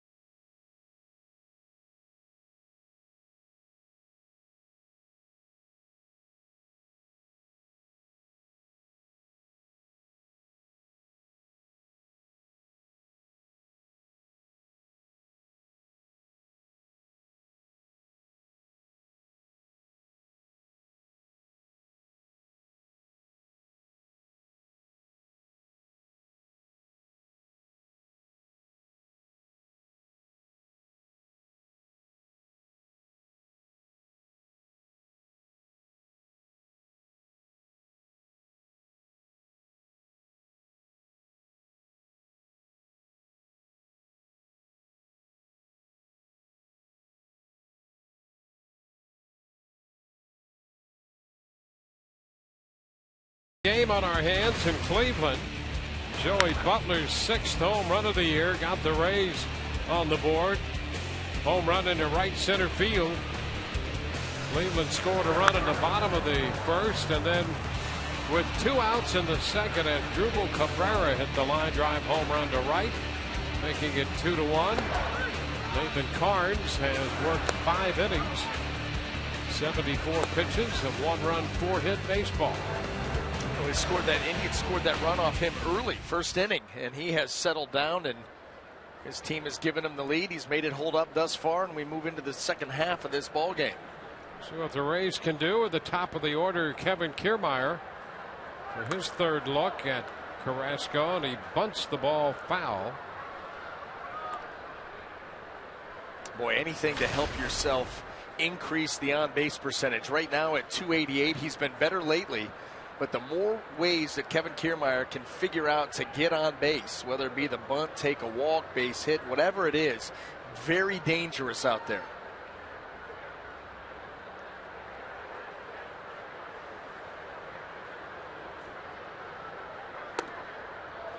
This one is down. Well, with that bunt attempt, and if you can get that third baseman to come a little closer, that also gives you a little better chance to pop one by him the opposite way.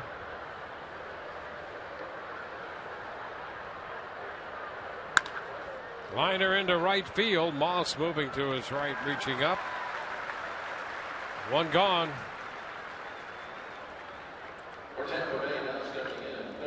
Our aerial coverage of Cleveland, the hometown of one Brian Anderson, provided by DirecTV. If you call yourself a sports fan, you got to get DirecTV. Call 1-800-DirecTV. Well, we could show where the Indians are going to lose tonight. We can go next door, show you where the Cavs lost against the Warriors, and it could head a little bit north and show you where the Browns typically lose a bunch too. So Bill's character. Yes, it does. It makes you. You talked about the thick skin. Yep. Talked about that earlier. Oh, it gives you thick skin, all right. It either builds character or makes you one, and sometimes it's a combination.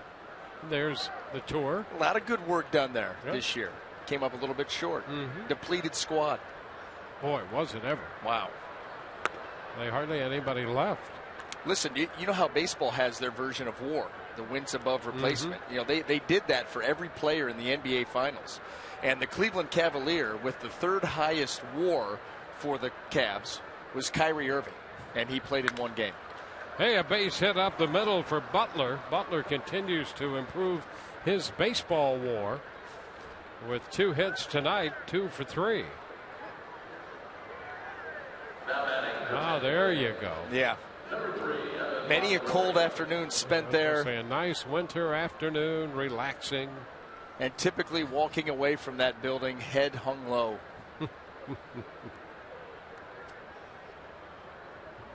And it gets cold there too, right off the water. Oh, look at that. Right freezing. Next door. Freezing. It was like the old ballpark here, Municipal Stadium. Yes. Oh, my. It was damp all the time. Yes. Summer or winter. Yes. You know, they built that, and I know that you know that, but they built that Municipal Stadium with the idea of getting the Olympics. And it was 80-some thousand people. I mean. Yeah. It was here when the Indians still played at League Field. And they'd moved the big games down there at greater capacity.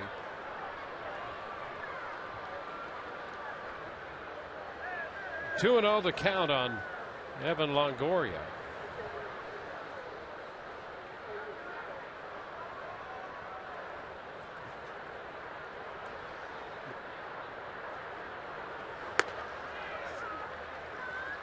Two and 1 the count.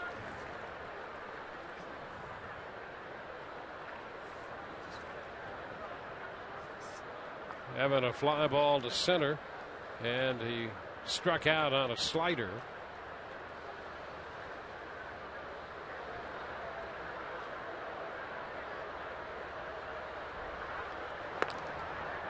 Butler back in.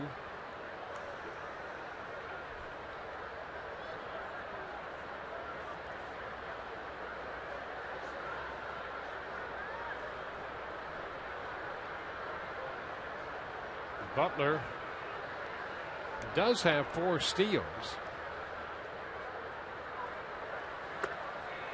Longoria fails to connect on the fastball. Well, he's seen a couple of them here in a row. 2 big swings at 2 fastballs, and it's come up empty. Thank goodness here in baseball you get 3 strikes, so he's got another shot at it.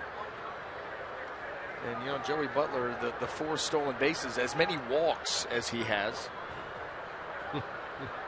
Very impressive. But I'll tell you, he'll chip in any way he can. Longoria's out on strikes. That fastball a little extra at 96 on that one. He moved that fastball up just a hair and out just a hair. Very close to the previous location. And Evan, the same result. 3 swings at the heater, comes up empty 3 times.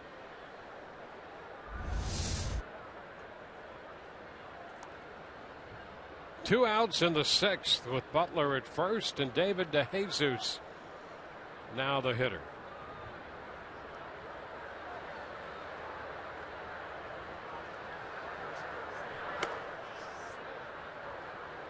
One ball, no strikes.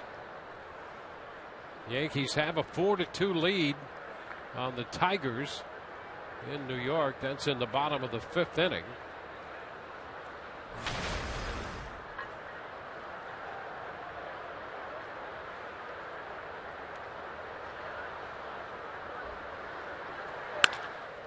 Ground ball grabbed by Kipnis, who turns and throws, and another nice play by the Cleveland second baseman.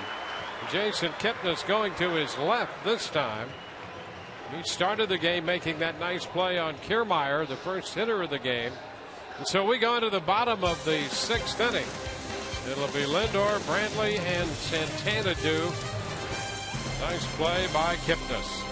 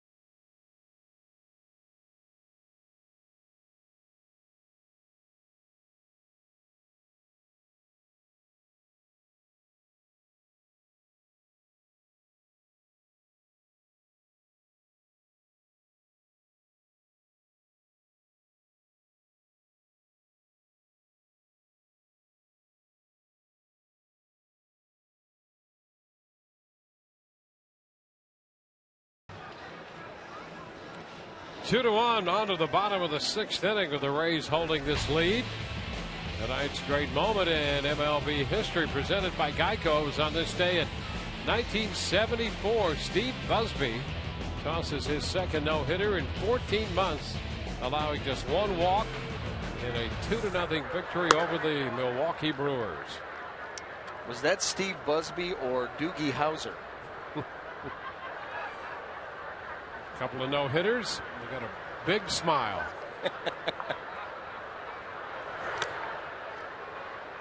1-1. We get to see Steve Busby when the Rays play the Texas Rangers. That's right. These days. Well, that's it. He's going to go by Doogie from here on out.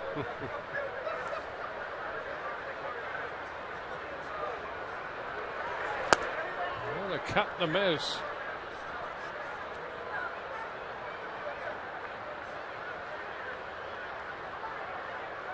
Action in the Rays bullpen. Geltz the righty and Cedeno the lefty.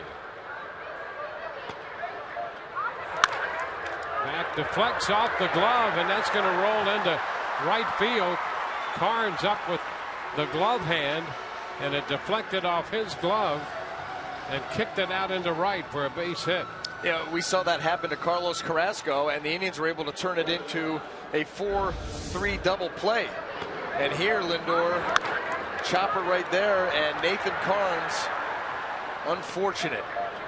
Play that you know that he feels like he should have made, and not only that, but the deflection takes it away from Logan and a base runner. Yeah, the leadoff man on for the Indians for the second time tonight now in 6 innings. Kipnis opened the first with a double and scored. And Carnes will try to pitch around this hit by Lindor.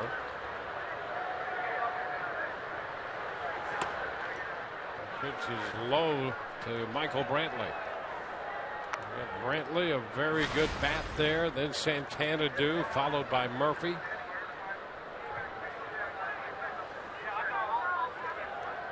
Rays holding on to a 2-1 lead in the bottom half of the 6th inning.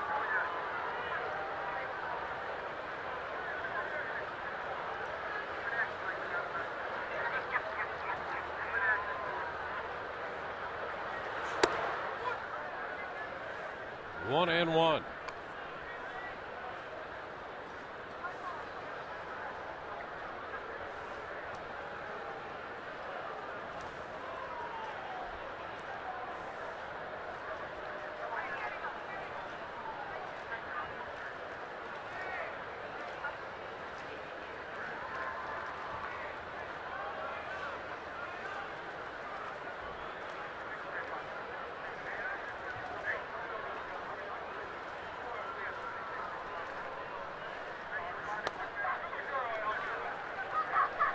Two balls and a strike.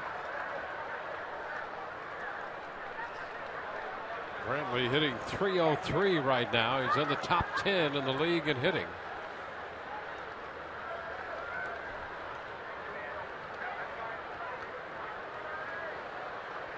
Carnes making his first appearance against the Indians.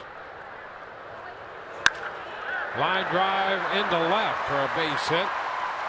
Lindor goes to second, and the situation gets a little more of a problem here with the first 2 men on and nobody out. Well, Michael Brantley just lets that ball get into the zone before he shoots it the other way. We've seen Jason Kipnis, who's swinging a hot bat for the Indians, the same type of approach, the same types of results. And yeah, a little bit of a spot here. First and second, nobody. Carlos Santana, who's going to force you to throw the ball over the plate. Very good eye. He takes a strike. Well, at least tops in the league in walks. And normally we'll see a number of pitches in every at bat.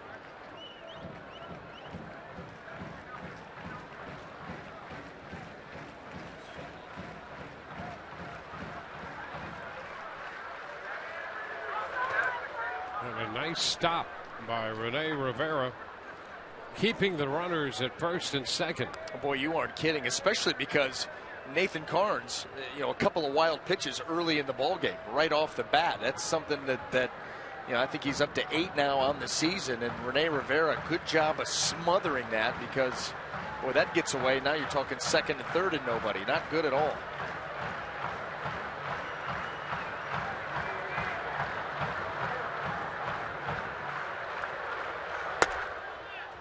Ball 3 is down. 3-0.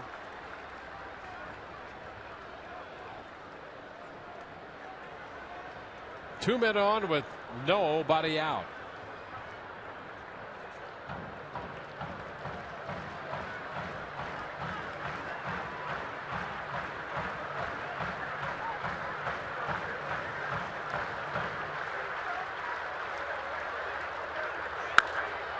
It's foul out of play. We have seen Carnes from time to time in difficult situations try to hump up on the fastball, and when he does that, it does seem to really straighten out at times, and he has been hurt, even though his velocity might be a little greater. Right now he's 2-2 with 2 men on, nobody out. Tough spot here in the 6th. And where Nathan Carnes has a good fastball, it's not an overpowering fastball. He can overpower you with it from time to time. But even in humping up, it's not like he's getting it up there 96, 97. And you're right, if it flattens out, straightens out, and the hitter's looking for it, easier. And that one right there at 91. Now, if it's put in the right spot, it's absolutely effective. But if it's left out over the plate and the hitter is geared for it, well.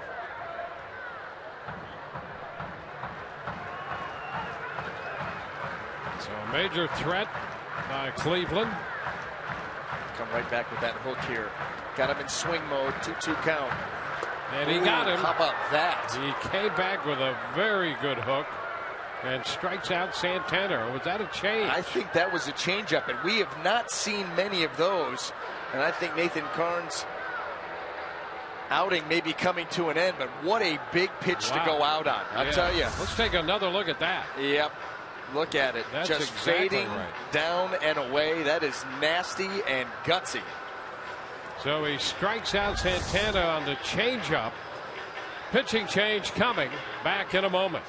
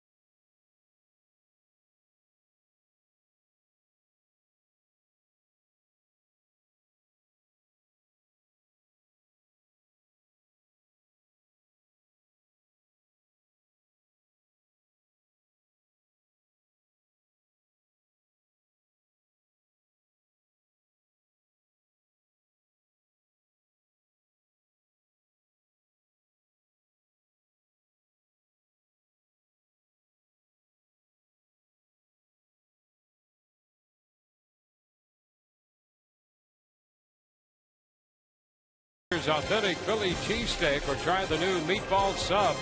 Pick yours, 2 for $5. And by Geico, 15 minutes could save you 15% or more on car insurance. 5 1/3 for Nathan Carnes.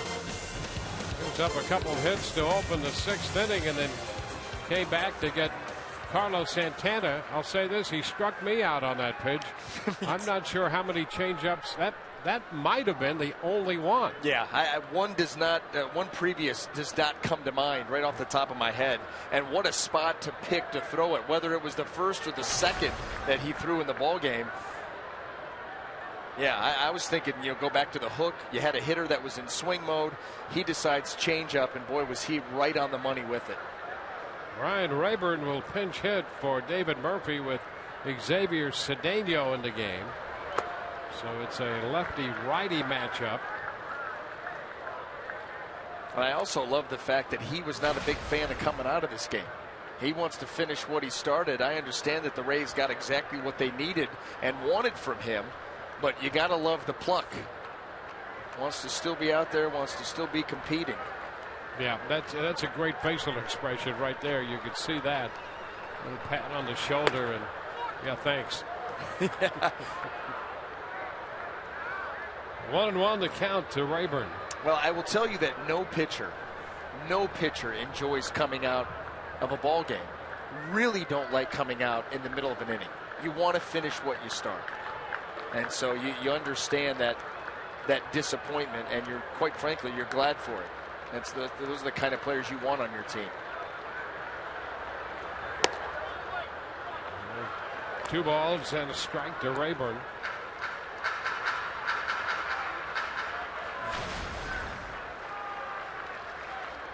Rayburn has done most of his damage against left-handed pitching. They look for that matchup.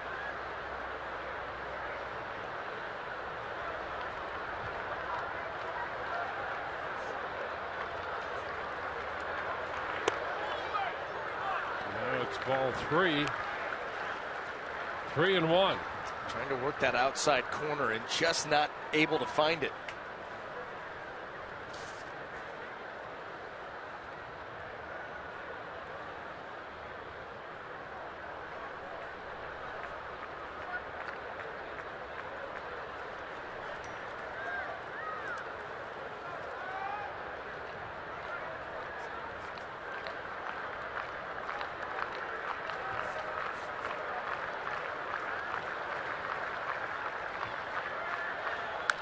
And a foul ball back.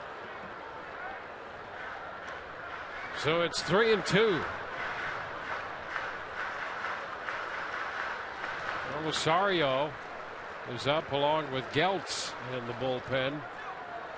Rosario and his big arm was impressive the other day. I mean, really impressive. Ground ball extraordinaire with tremendous velocity. And, you know, he gave the Rays multiple innings and looked strong throughout.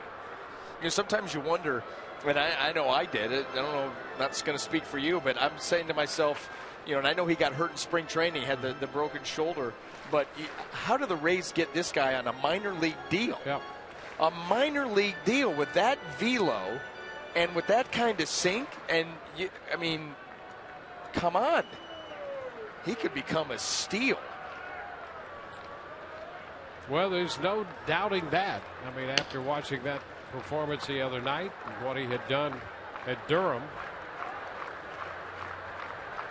3-2. A foul ball. Just a piece of that one to stay alive. That's really where the front office does its best work. You know, finding the hidden gems. You're not going to go out and give a guy 6 years, $140 million. That's not in the game plan or the budget. And so you go out and you find these guys, Joey Butler, Belisario, Xavier Cedeno. And Cedeno strikes out the right-handed hitter Rayburn. Big out there, 2 gone. Boy, first and second, nobody out. Rays needed some strikeouts. They get one from Carnes, and then Xavier Cedeno comes in, you know, big on that cut fastball against right-handed hitters, and he falls behind, able to come back and get a big strikeout. Now 1 out away. The hitter is Brandon Moss. Moss 0 for 1. He walked his last time up there. Shoots it foul up the right side into the stands. Strike 1.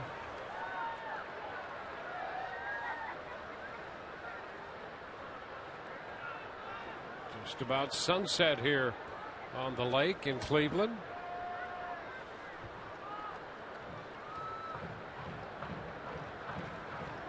Some of that setting sun reflected in the skies, even beyond the scoreboard in left field.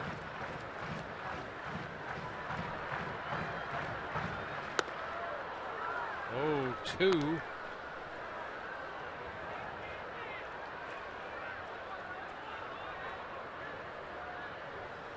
Moss in double figures with 11 home runs. The beat goes on here in Cleveland. 2 strikes, the count to Moss.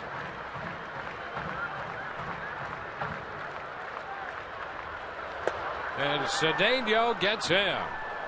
Cedeno strikes out Rayburn, the right-handed hitter, and Moss, the lefty, to leave 2. And the Rays lead 2-1.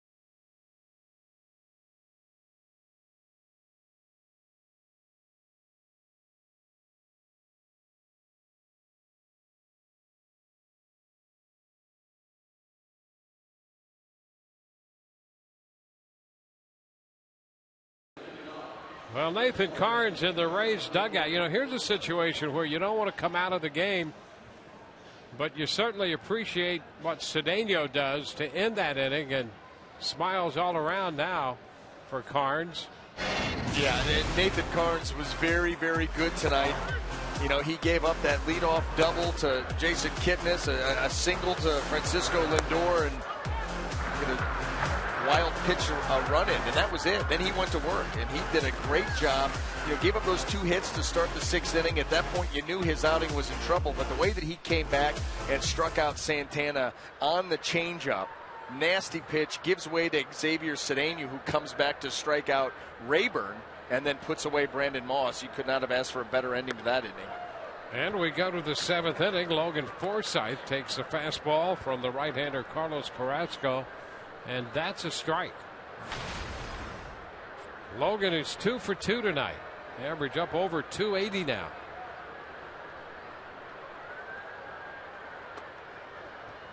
I'll tell you what, too, that's a demoralizing inning for the Indians, who have struggled at home, and they see themselves with the best opportunity. Okay, down by a run, 1st and 2nd, nobody, got some big boppers coming up, and punch out, punch out, punch out. You just say to yourself, what in the world do we have to do to win in this building?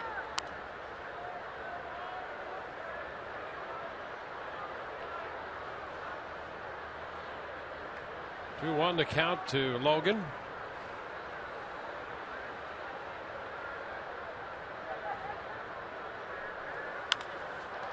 Up the left side, that's a fair ball. Headed toward the corner, kept out by Brantley. Forsythe heads for second. He is out at second base, coming in head first. And that brings Kevin Cash out. And he's going to wait for some further video review before he makes a decision as to whether he'd like that play looked at or not. Forsythe in head first. And he says, let's take a look. Well, Brantley got this ball back in quickly. Over to Kipnis. Let's check it out. It is close. Well, it's close enough to challenge, but I don't know. That glove may have scraped the top of the hand, the forearm, before the hand got in. And the problem is this call has initially gone against the Rays. Boy, I don't know. Maybe he did get that hand down there. That is awfully close.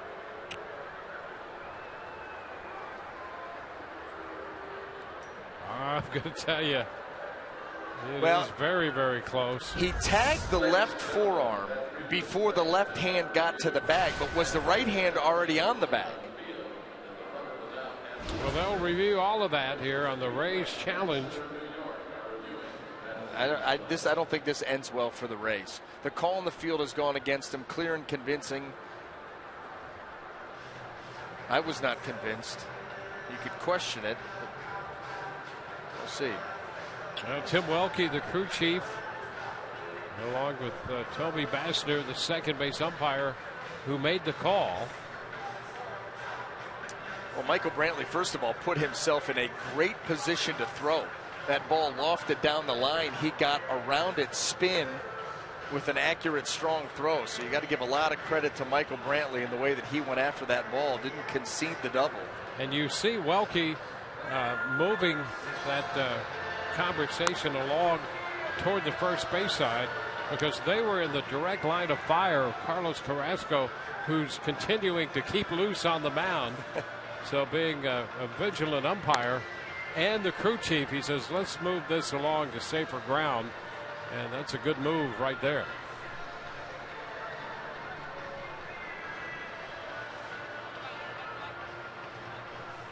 So it's either going to be a single and a put out at second, which is the original call, in which case that would be the 7th assist of the year for Brantley.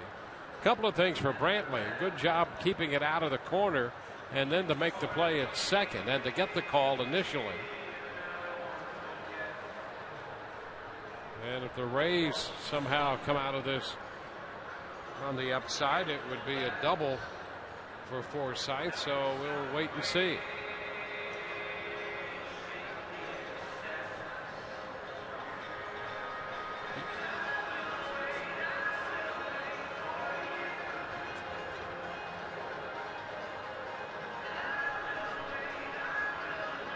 Well, what we've done is we've traded this for major manager umpire arguments. Yeah, and I don't know if I kind of like the major arguments. They were fun. Some of them became art forms. But essentially, this has eliminated that to a large degree, to almost a complete degree. You still have some disagreements once in a while, but not like you did before. And Tim Welke, through the years, has been a fairly tolerant umpire. Well, let's see. It's going to be out at second base. So a base hit. And Forsythe, the first out, trying to go to second. And the 7th assist of the year for Brantley. And one more look at the head first slide. Very close.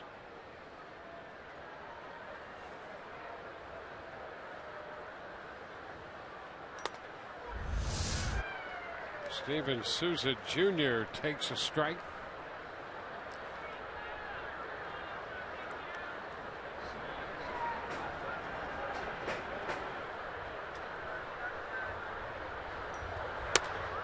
Strike on the outside edge. 0-2.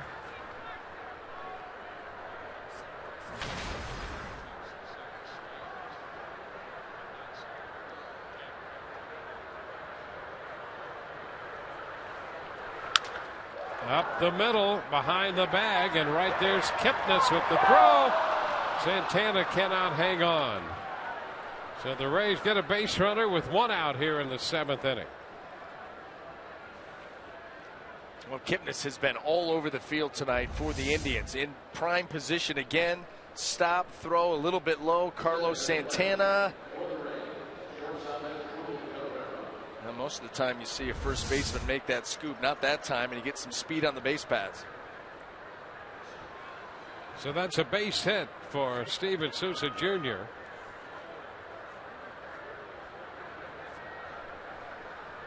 And that's Drupal Cabrera who is the difference in this game when he hit the home run in the 2nd inning.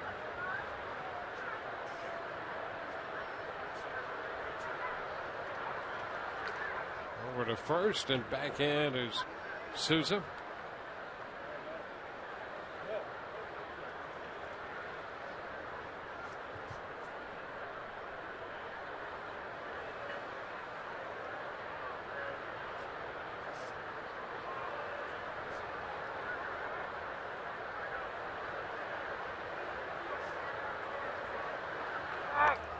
And again, a move to first on Souza.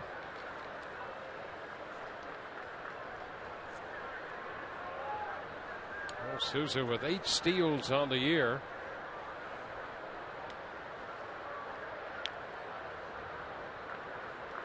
Opposing base stealers 6 out of 10 against Carrasco.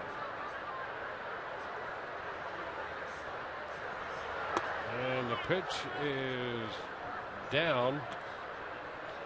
Well, the challenge by the Rays and the call, the outcome of that was that the call stands after a period of 3 minutes and 23 seconds to make that determination. Right.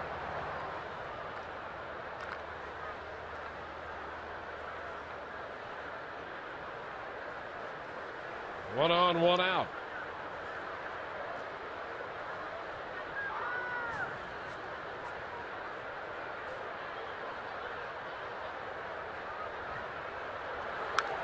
And a big cut and a foul ball back makes it 1-1.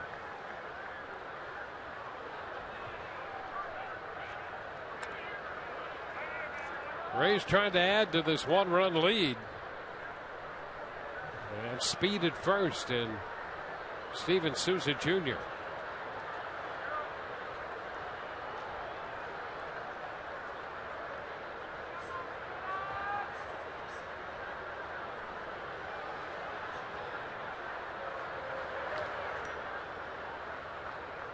Again, a toss to first.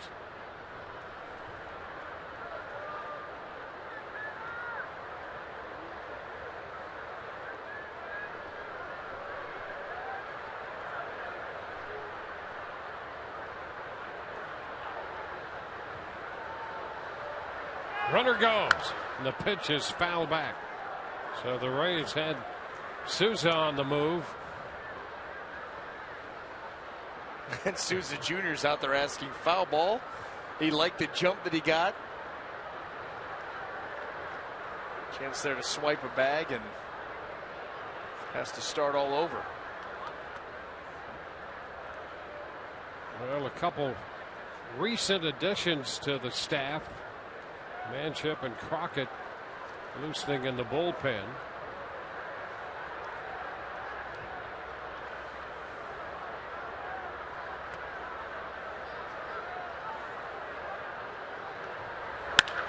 Liner base hit into right field.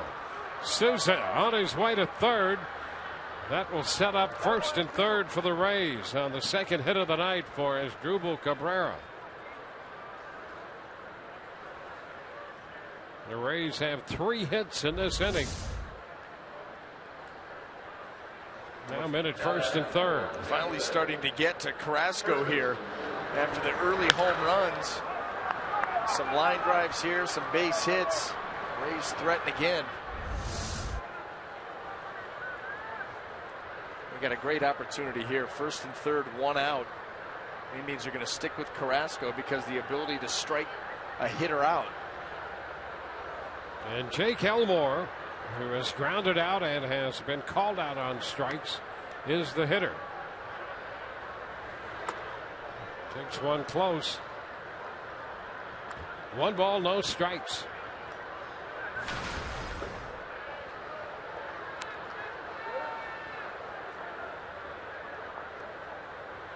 Elmore came into the game hitting .288. Right now at .280, and he is at .280 with men in scoring position this year. Upstairs 2-0, and that prompts a visit from Perez.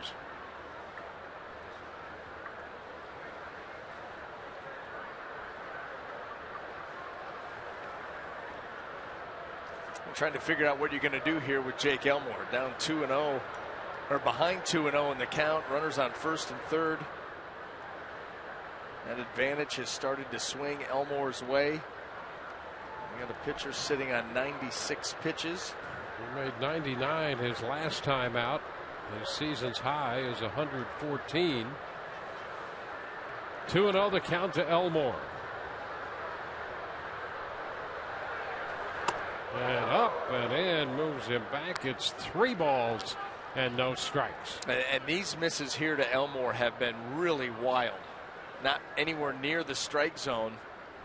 And maybe that fatigue has absolutely set in here on Carrasco.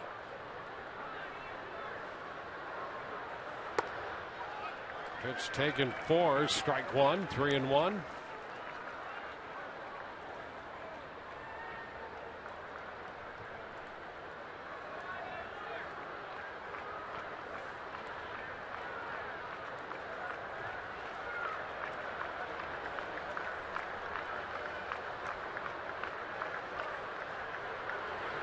Whoa, there goes the bat. Look out.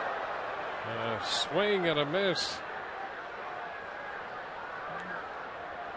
So that bat wound up, fortunately, in the aisle. Out in front on the off-speed pitch, and Jake knew it.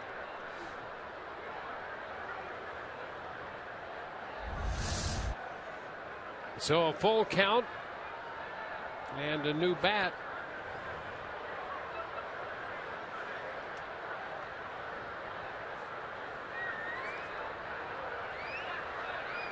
Souza the runner at third. Cabrera is the runner at first. Top half of the 7th.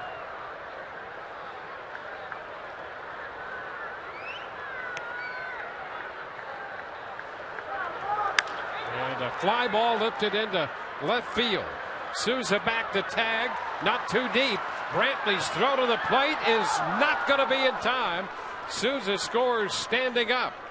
And the Rays get that extra run on the speed of Souza and a fly ball by Elmore.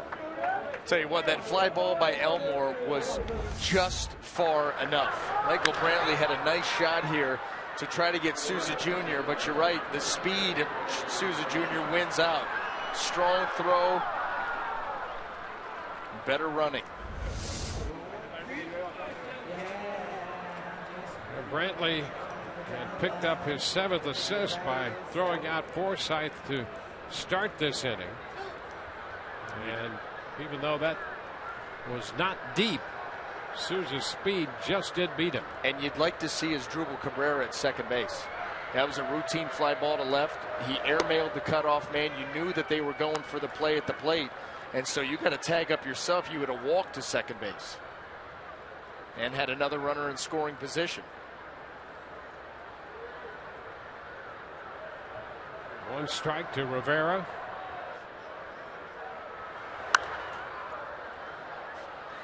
Oh, 2. Foul ball out of play.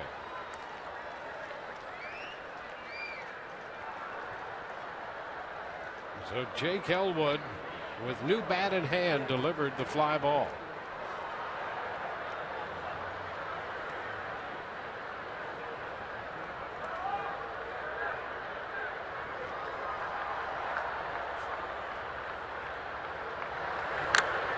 It's fouled back.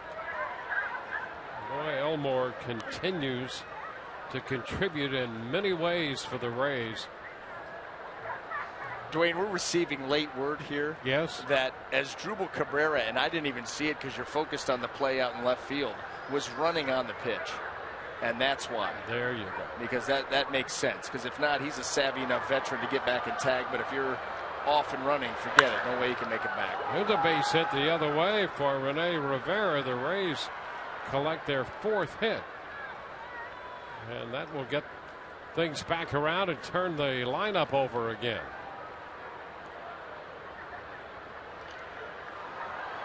Rays in double figures with 10 hits. And with that base hit from Rene Rivera, Terry Francona heads to the mound. And that's going to be it for Carlos Carrasco. We'll be back in a moment.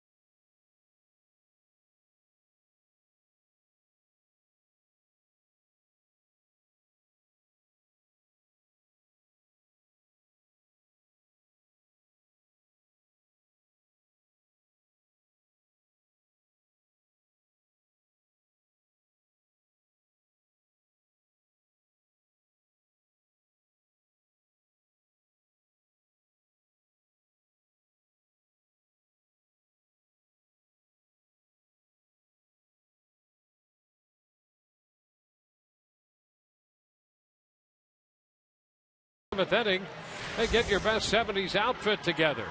And go back in time when the Rays take on the Red Sox Saturday, June 27th for Turn Back the Clock night.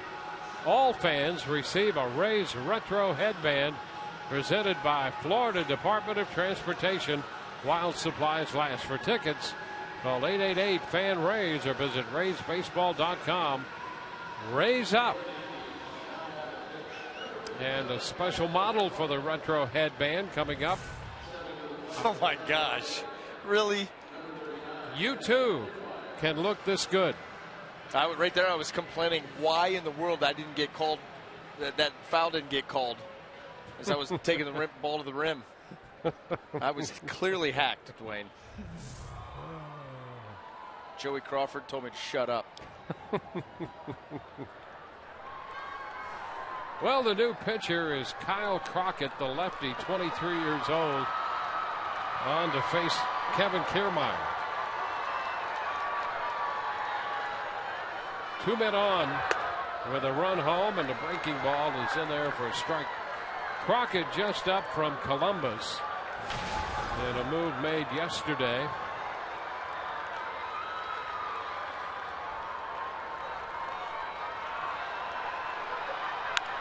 And a ball deflected off Crockett, and right there for it is Kipnis. He's everywhere with the toss to Lindor for the force.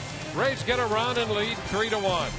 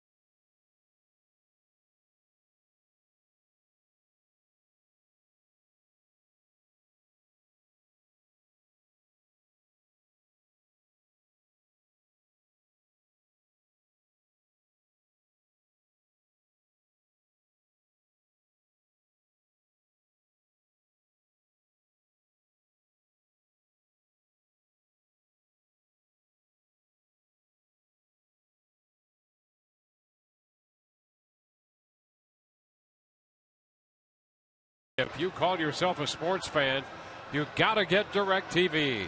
Call 1-800-DirecTV.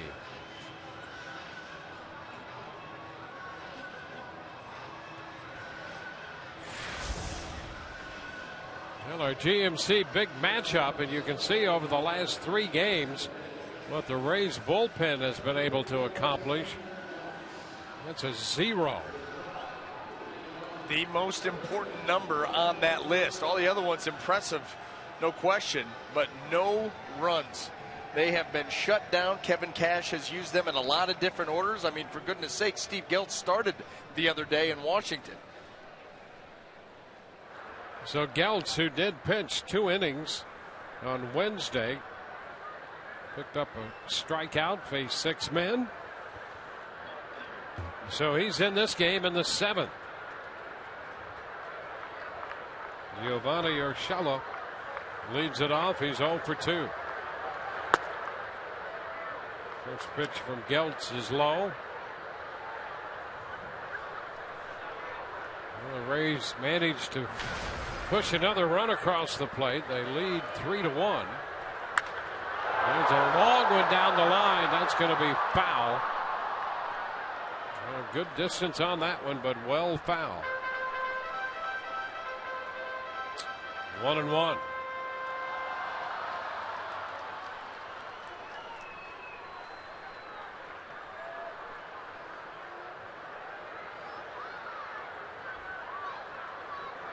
Great shift for Urshela. Swing and a miss. Fastball up that time. A lot of swings and misses on Steve Geltz's fastball, especially when he elevates like that. That ball like seemingly jumps out of his hand. He's able to keep it on the same plane.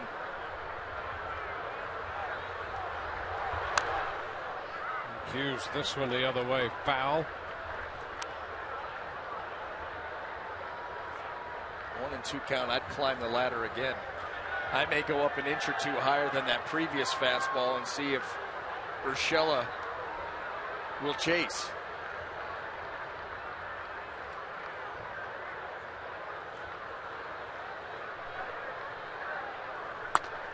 He started to go. He checked, says Mike Everett down there at first. Close. Great idea, and they almost had him. They did have him. Wow.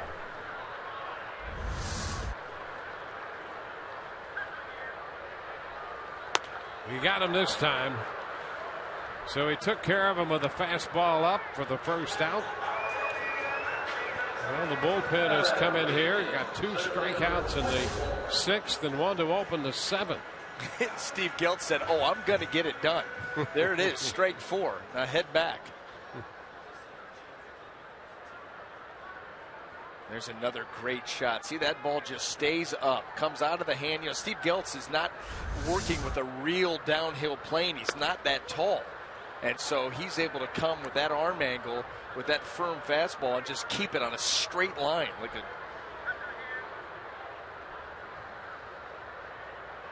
a 1 strike to count to Michael Bourne. Down to first, and a nice backhand pickup there by Elmore. Look at that. 2 gone. Elmore, a quick study down there. It's little short hops. You wonder how close he is to having his own first baseman's mitt broken in. He was borrowing one, had one on its way, but needed to. Actually, I think he had gotten it and needed to break it in. Could that be it?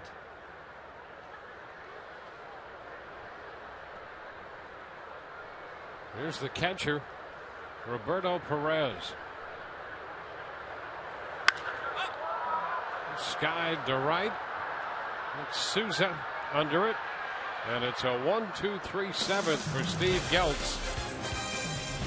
We head into the 8th, 3-1 Tampa Bay.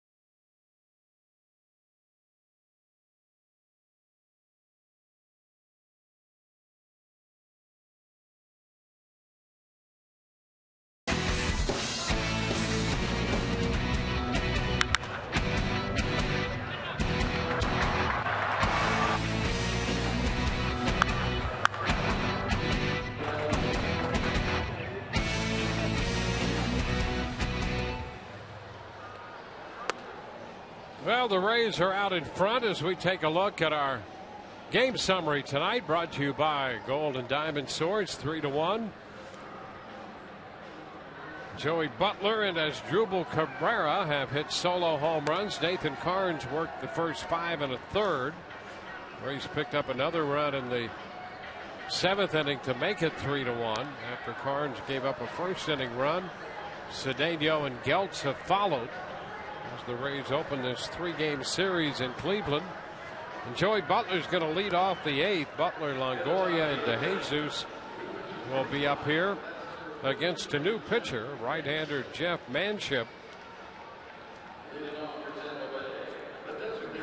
Manship, 30 years old, has spent the year at Columbus and 0-2 with a 199 in 23 appearances there.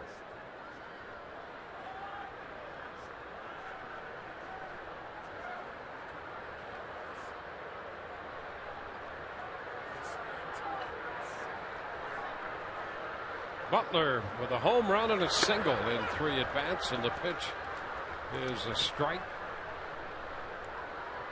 Manship making his Indians debut here tonight. Signed a minor league contract with them over the offseason. 0-2 the count.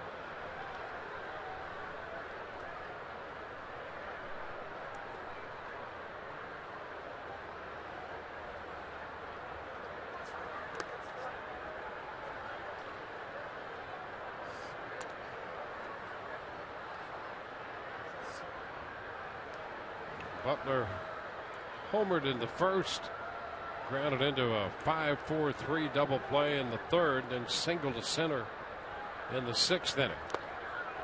And that one disappeared on him. 1 away. Well, Manship able to create good leverage with his mechanics to get out and over the top. You see where that front side flares up just a little bit, get out over the top of that breaking ball, 85 miles an hour, good break, good depth.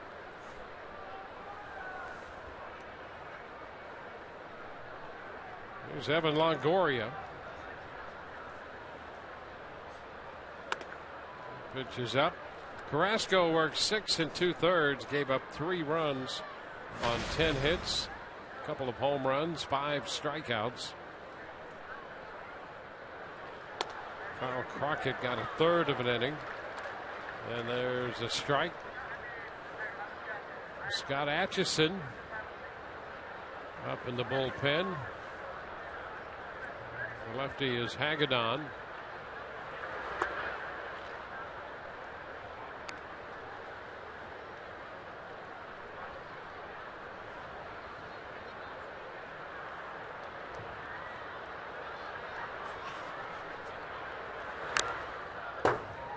Just a bit of that one. The foul ball.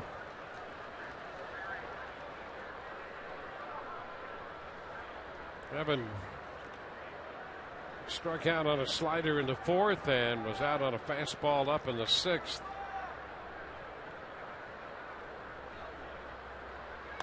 And he ducks this one. The count is full.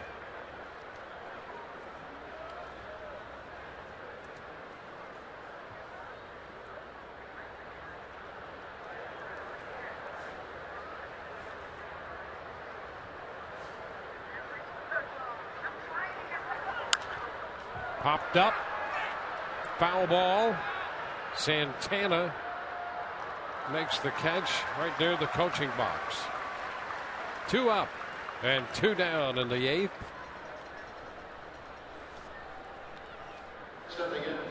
David DeJesus on his way to the plate. Well, Rays coming in here off a 2-game sweep in Washington. They took 3 out of 4 from the Nationals in that home and home matchup.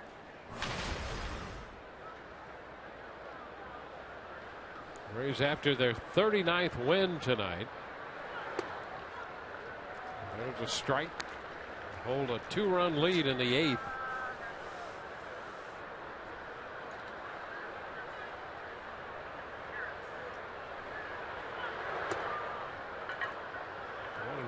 Rays now have the best road record in the major leagues at 19-11. They're even at home, 19-19.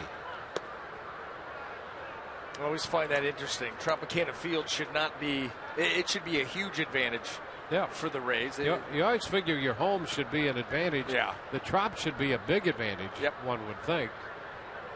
But the way that they play on the road, and that's not just this year. That's something that this team has done last 4 or 5 years. They go out on road trips, and there's that bunker-type mentality. It's a close-knit group, a fun group. They all enjoy each other. And they play great in the Grays.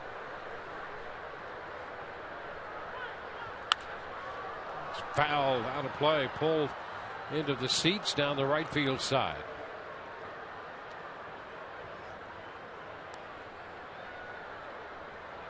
The Yankees have a 6-2 lead on the Tigers in the top of the 8th in New York. Toronto leads Baltimore, top of the 8th in Toronto. That's 5-1. And ball 4 to David DeJesus. So a base runner with 2 outs in the 8th.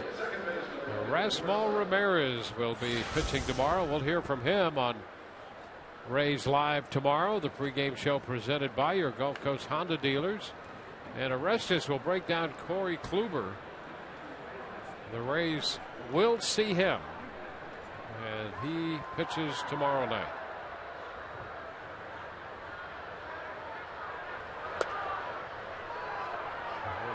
Ball 1 to Logan Forsythe.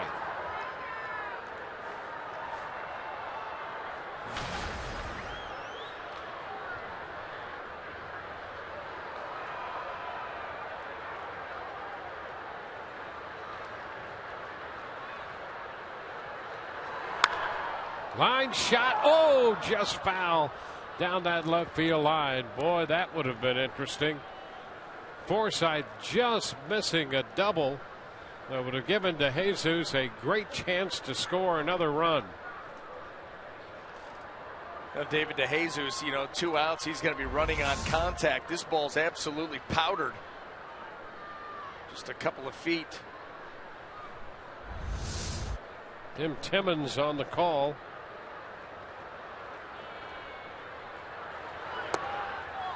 It's low and away. 2-1.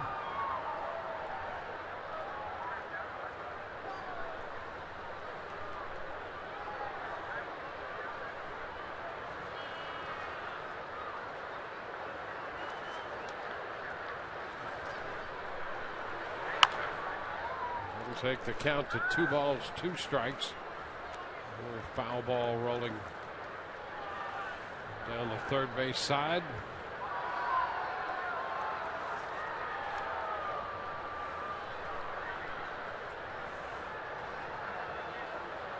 Crockett and Manship added from their AAA club to give them a couple of arms out of the bullpen. Swing and a miss. Forsythe, after just missing the double, strikes out. We go to the bottom of the 8th. It's 3-1 Rays.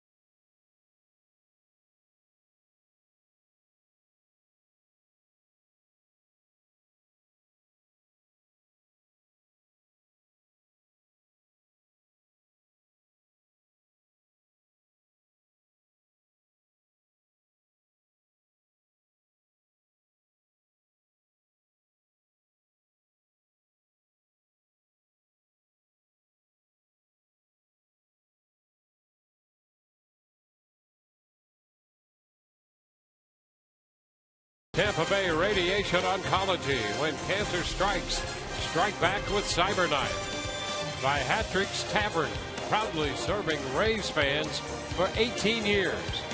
And by your Gulf Coast Honda dealers.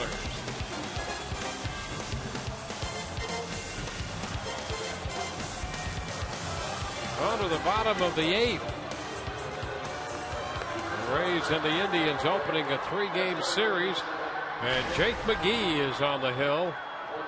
He follows Carnes, Cedeno, and Geltz. 14th appearance for Jake. He's thrown 12 innings, 20 strikeouts, and a walk. I mean, he has been as close to flawless as you can get coming off of injury. And getting things going once again. Big fastball. Always going to use that. The occasional breaking ball, and here we go. Top of the order. Jason Kipnis 2 for 3 tonight. He extended his hitting streak to 14 games. Pitch is down. 1 ball, no strikes. Kipnis, the 3rd leading hitter in the American League.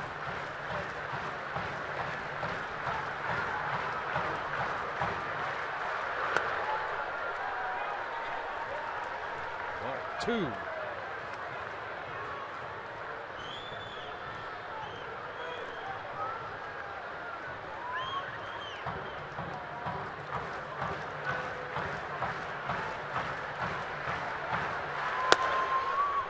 He comes in with a strike. Jake worked 1 inning in Washington last night. Gave up a hit, picked up 2 strikeouts. Liner into left. That's going to sink in there and drop for a base hit. Kipnis is 3 for 4 tonight. Red hot. Yeah, this streak that he's on is really out of this world. Talked about the 22-game home hitting streak. He was at 482 before the game, maybe up over 500 now. And Jake McGee, that ball riding away in the mid-90s, and Kipnis just pokes it out into left field.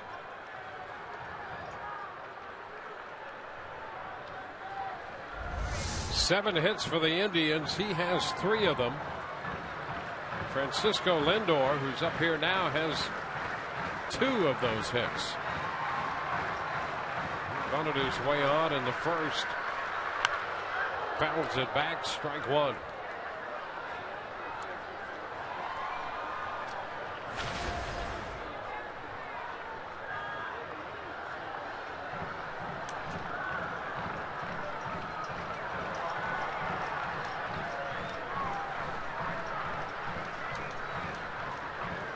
Kipnis at first. He's now 2 out of 3 in his career against Jake McGee.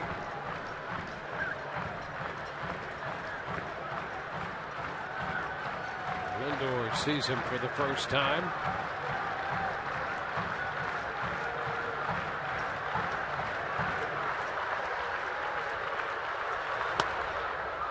Shortens on the bat. It's 1-1.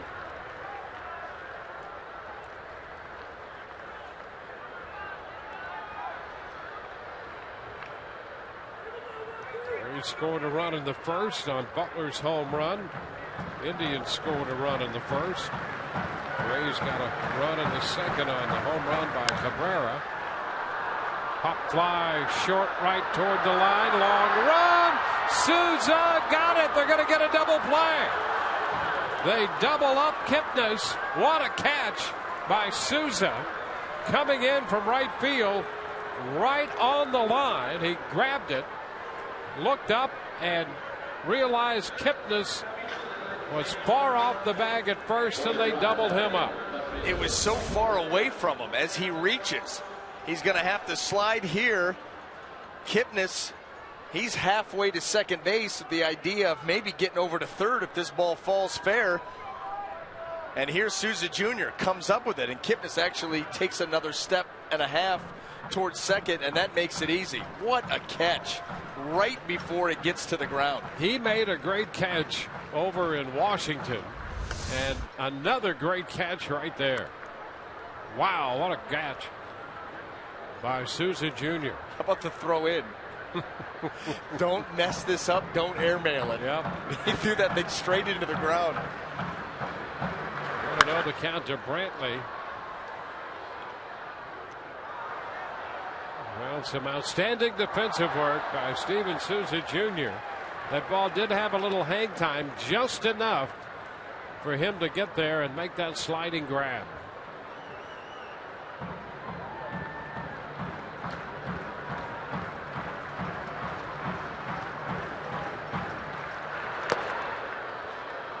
One ball, 2 strikes. Well, you remove that base runner after the leadoff single in a 2-run game. That's big. Especially with who's coming to the plate, who was coming to the plate. Yep. Lindor with a couple of hits. You got Brantley here, Santana.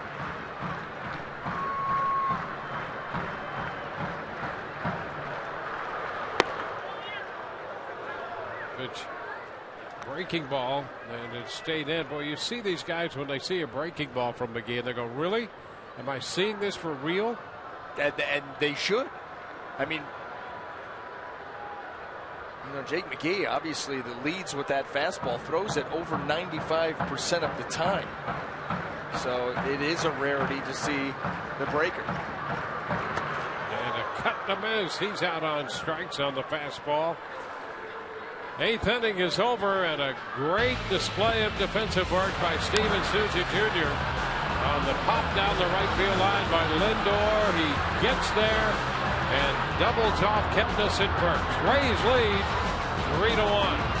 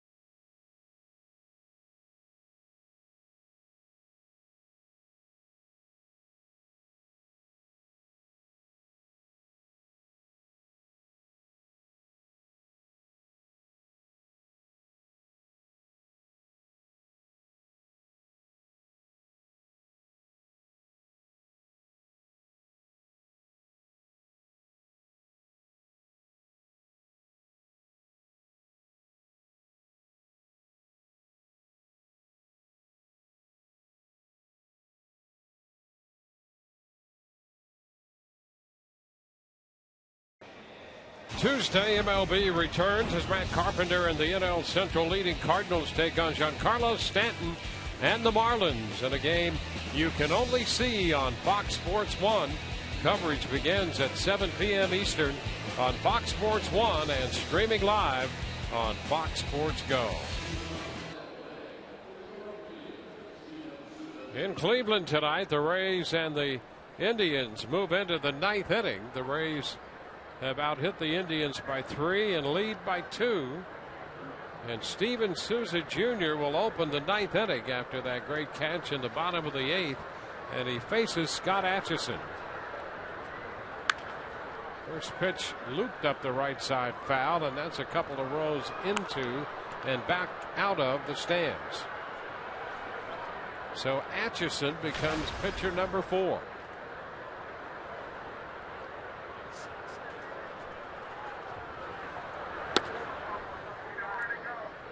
One and one.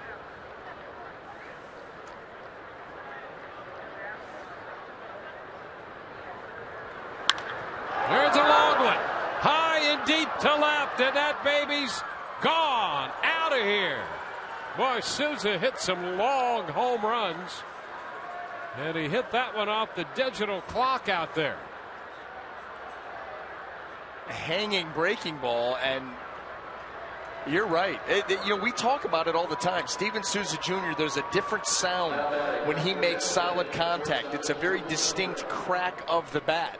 And he goes places that a lot of guys don't. And this is one of them. I've never seen one hit off the clock here.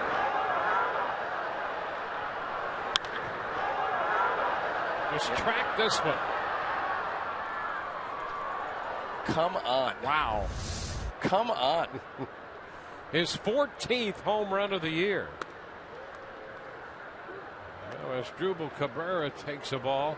The worst thing is they'll drop 386 on that. Oh. Maybe not. That's a foul ball out of play. And one to count here on Cabrera. They just estimated that at 422 feet. I'll live with that. Yeah, we'll take that. Yep. 102.7 off the bat.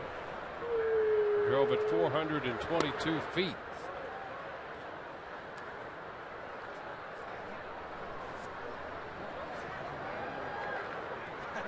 So a great catch and then a home run within moments of each other.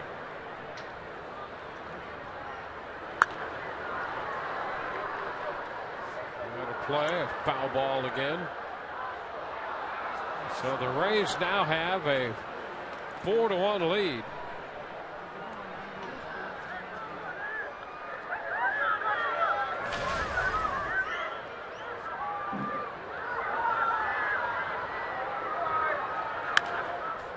Fly ball lifted toward left center. Coming back to Brantley. One away.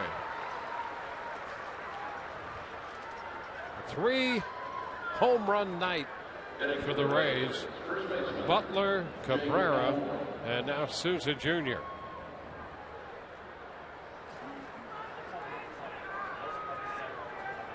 And now Jake Elmore.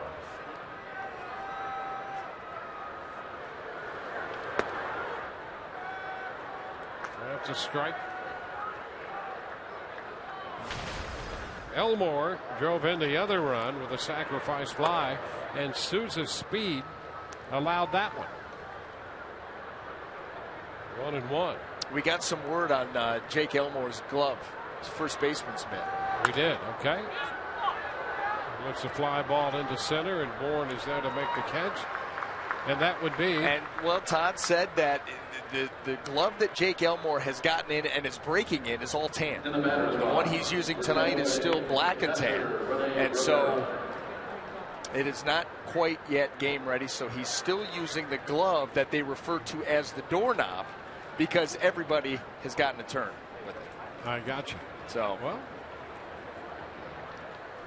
everybody plays first base. That's the glove. So gets passed around. Rene Rivera spent a little time at first. Forsythe and now Elmore. Rivera rolls out to second. 1 run on the home run by Souza, and the Rays will carry a 4-1 lead into the bottom half of the ninth.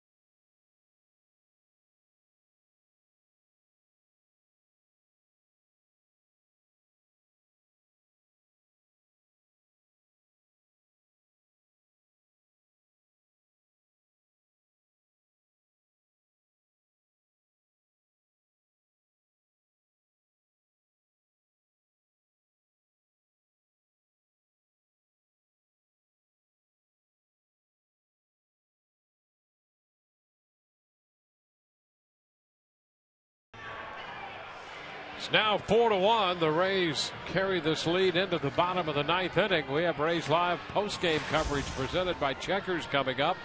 Rich and Orestes will anchor from the studio, and Kevin Cash will hold his nightly press conference. Todd Callis will have interviews from the clubhouse.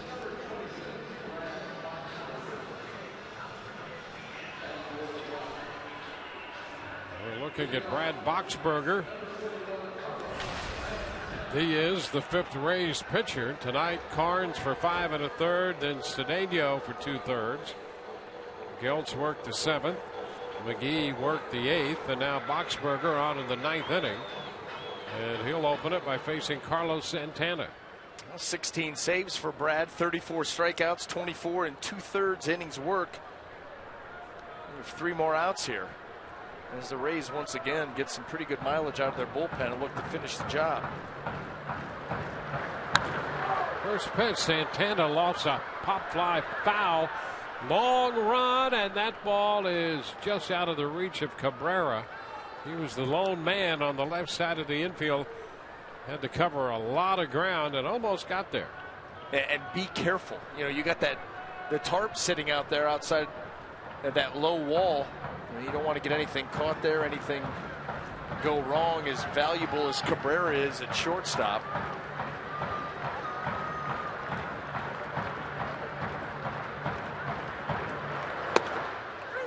And that's a strike.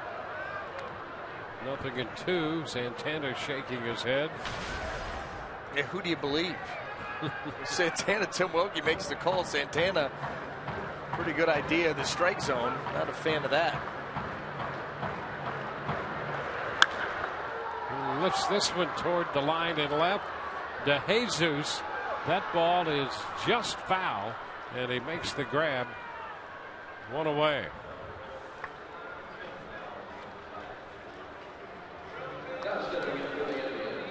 Ryan Rayburn. Yankees have beaten the Tigers. That's a 7-2 final. Warren the winner and Verlander the loser.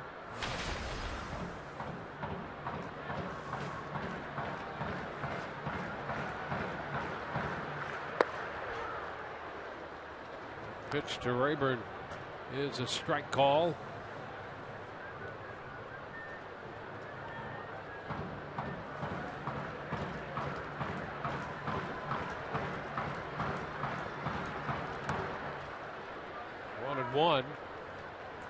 And the Orioles are batting in the top of the 9th inning at Toronto, with the Blue Jays leading Baltimore 5-2.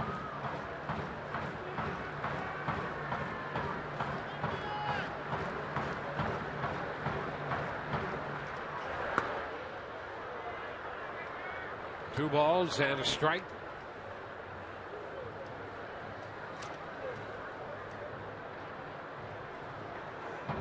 Or the way this AL East is stacking up, it'll be interesting. The Rays will go home to play the Toronto Blue Jays. The Rays started the day in first by 1 over New York. That's a half right now. And they had a 2-game lead on the Blue Jays.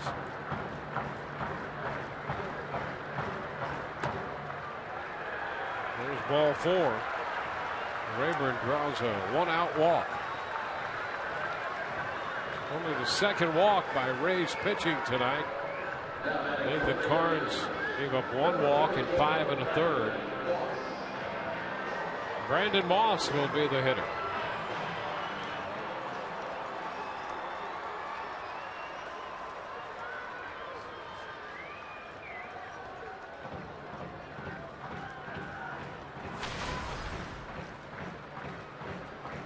Walk back in the 4th. He's 0 for 2. Skies one to center field. Kiermaier going back to the track. He's going to leap and makes the catch. And now a long throw headed back to first. Oh, they almost doubled him off from that throw. How about that throw? Wow.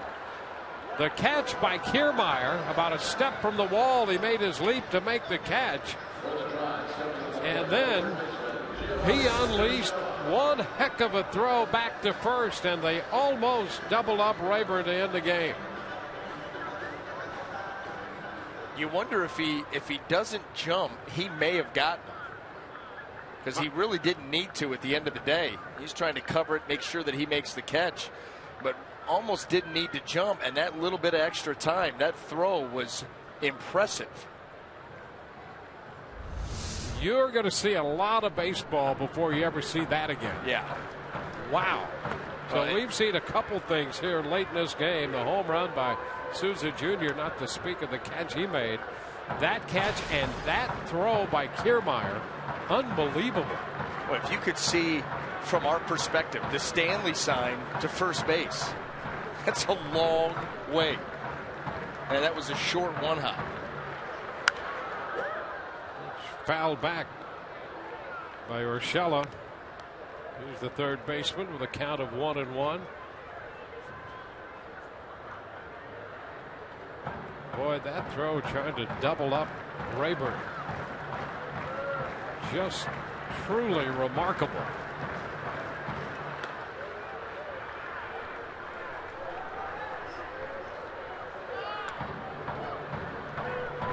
Two balls and a strike.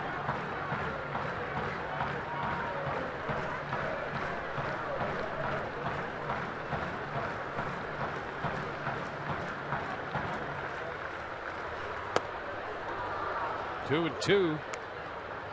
You remember Steve Geltz climbing the ladder on Giovanni Urshela. And I don't see why Brad Boxberger wouldn't try to do the same thing here. Pump it up there and end it. And he fouls it back. Did you see Rene Rivera? He was telling him up, just a little bit more.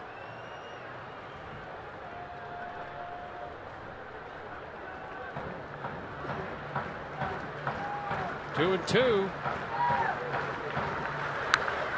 And a foul ball back. Just a little bit of that one. Forcing another pitch.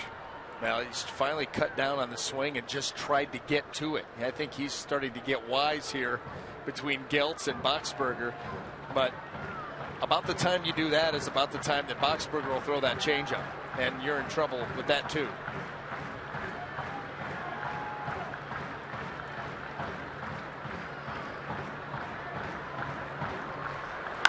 Ground ball outside of third.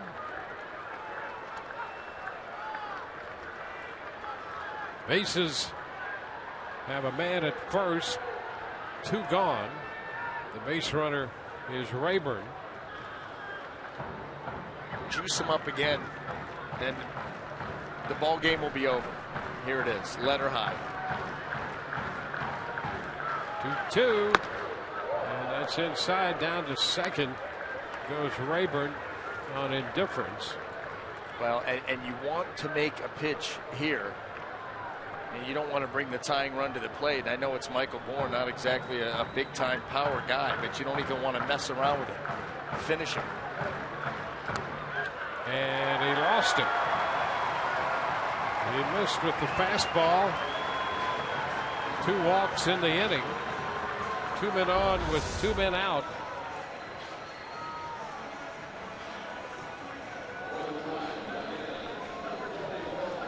So Urshela kept the at bat going. And on the 9th pitch, drew the walk.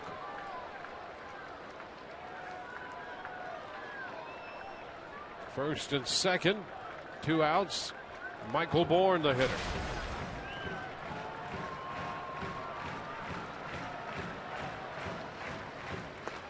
First pitch strike. Bourne, the 8th place hitter, then the catchers do. So you just want to end it here because beyond these guys, you'd have Kipnis up. And there's no reason to face him tonight. No.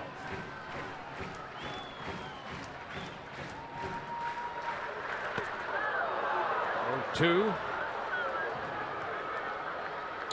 Way out in front of that one.